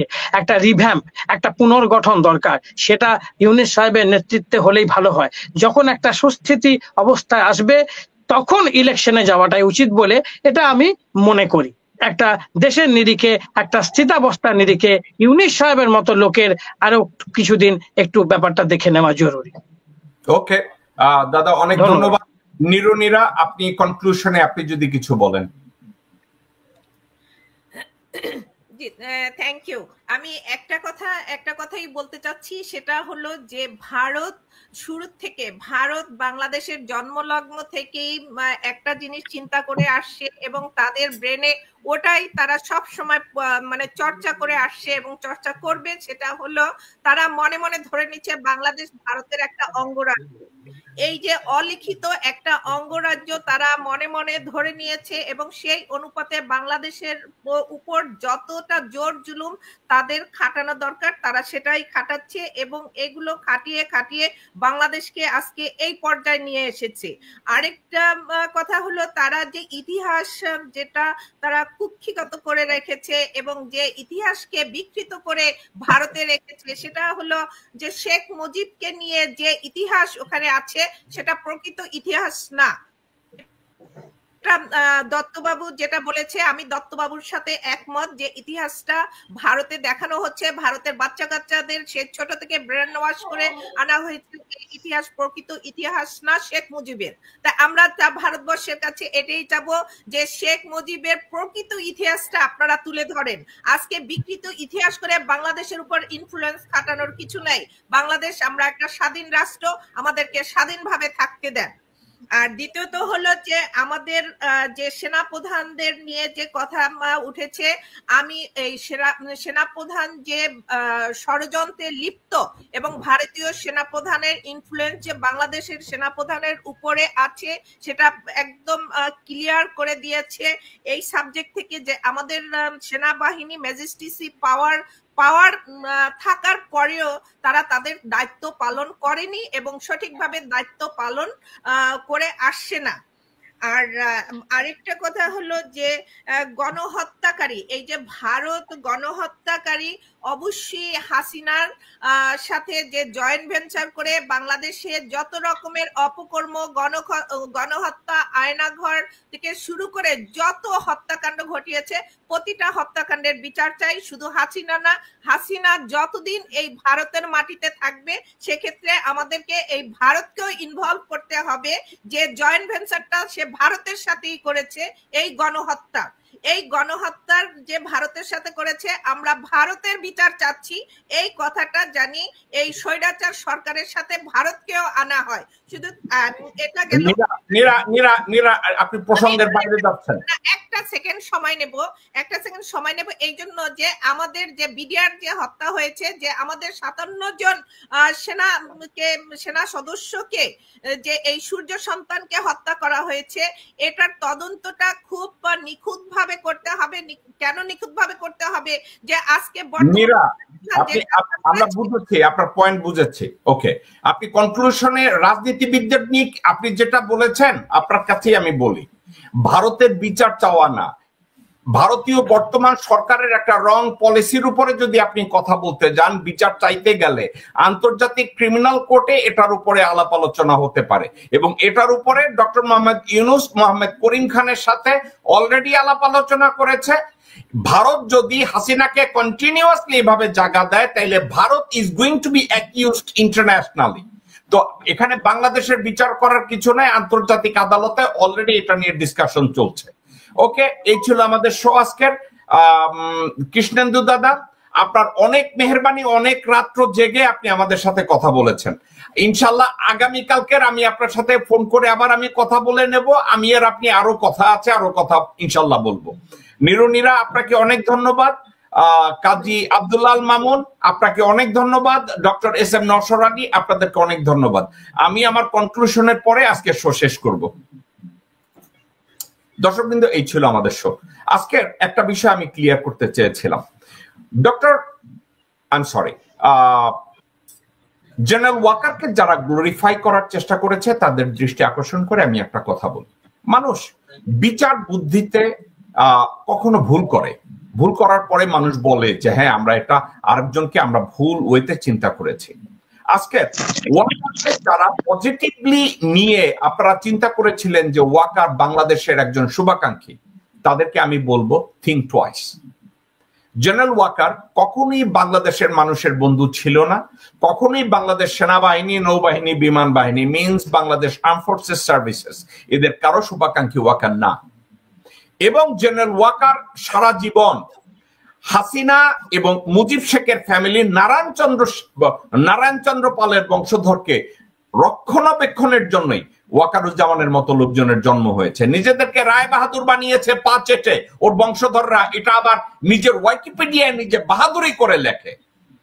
জেনারেল ওয়াকারের পার্সোনালি নিজে যদি আপনি চিন্তা করেন, আমি ওয়াকারকে উদ্দেশ্য করে এই কথাটা বলছি, আপনার বাংলাদেশে এই মুহূর্তে নৈতিকভাবে আর কোনো অধিকার নাই সেনাবাহিনীর প্রধানের পদটা আঁকড়ে ধরে রাখার। আপনার উচিত অনতি বিলম্বে এই পদ থেকে পদত্যাগ করে আপনি বাংলাদেশে থাকেন অথবা বাংলাদেশের বাইরে যান, it's up to you. But বাংলাদেশের লোকজনদেরকে সার্ভ করার নৈতিক আর মোরাল অথরিটি আপনার আর নাই, নাম্বার ওয়ান। নাম্বার টু, বাংলাদেশের বিরুদ্ধে যে আপনি ওয়াকার ষড়যন্ত্রে লিপ্ত, তার প্রমাণ ভারতের সেনাপ্রধান উনি দ্বিবেদী নিজে বলেছে, ওনার সাথে আপনি যে সম্পর্কটা মেনটেন করেন, not for the sake of the existence of our country, আপনি এই সম্পর্কটা মেনটেন করেন আপনার নিজের অবস্থানের জন্য, আপনি নিজেকে রক্ষা করার জন্য, হাসিনাকে রক্ষা করার জন্য, হাসিনার চারপাশের অপরাধীদেরকে রক্ষা করার জন্য। এর অর্থ আপনি বাংলাদেশের জন্য কাজ করছেন না, আপনি বাংলাদেশের বিরুদ্ধে একটা। দর্শক, আলোচনা শুনে বুঝতে পেরেছেন যে এখনো পর্যন্ত সেনাবাহিনীর ভিতরে ভারতীয়রা কাজ করছে এবং তারা সেখানে আগের মতোই কাজ করে যাচ্ছে, যার কারণে মূলত সেনাবাহিনী বা প্রশাসন তারা মাঠে কাজ করতে পারতেছে না। যারা মাঠে কাজ করতে চায় তাদেরকেও অনেক সময় থামিয়ে দেওয়া হয়। তার আরো আলোচনা শুনেছেন সেখানে, সেই আলোচনাগুলো নিয়ে আপনার বক্তব্য অবশ্যই কমেন্ট বক্সে কমেন্ট করবেন।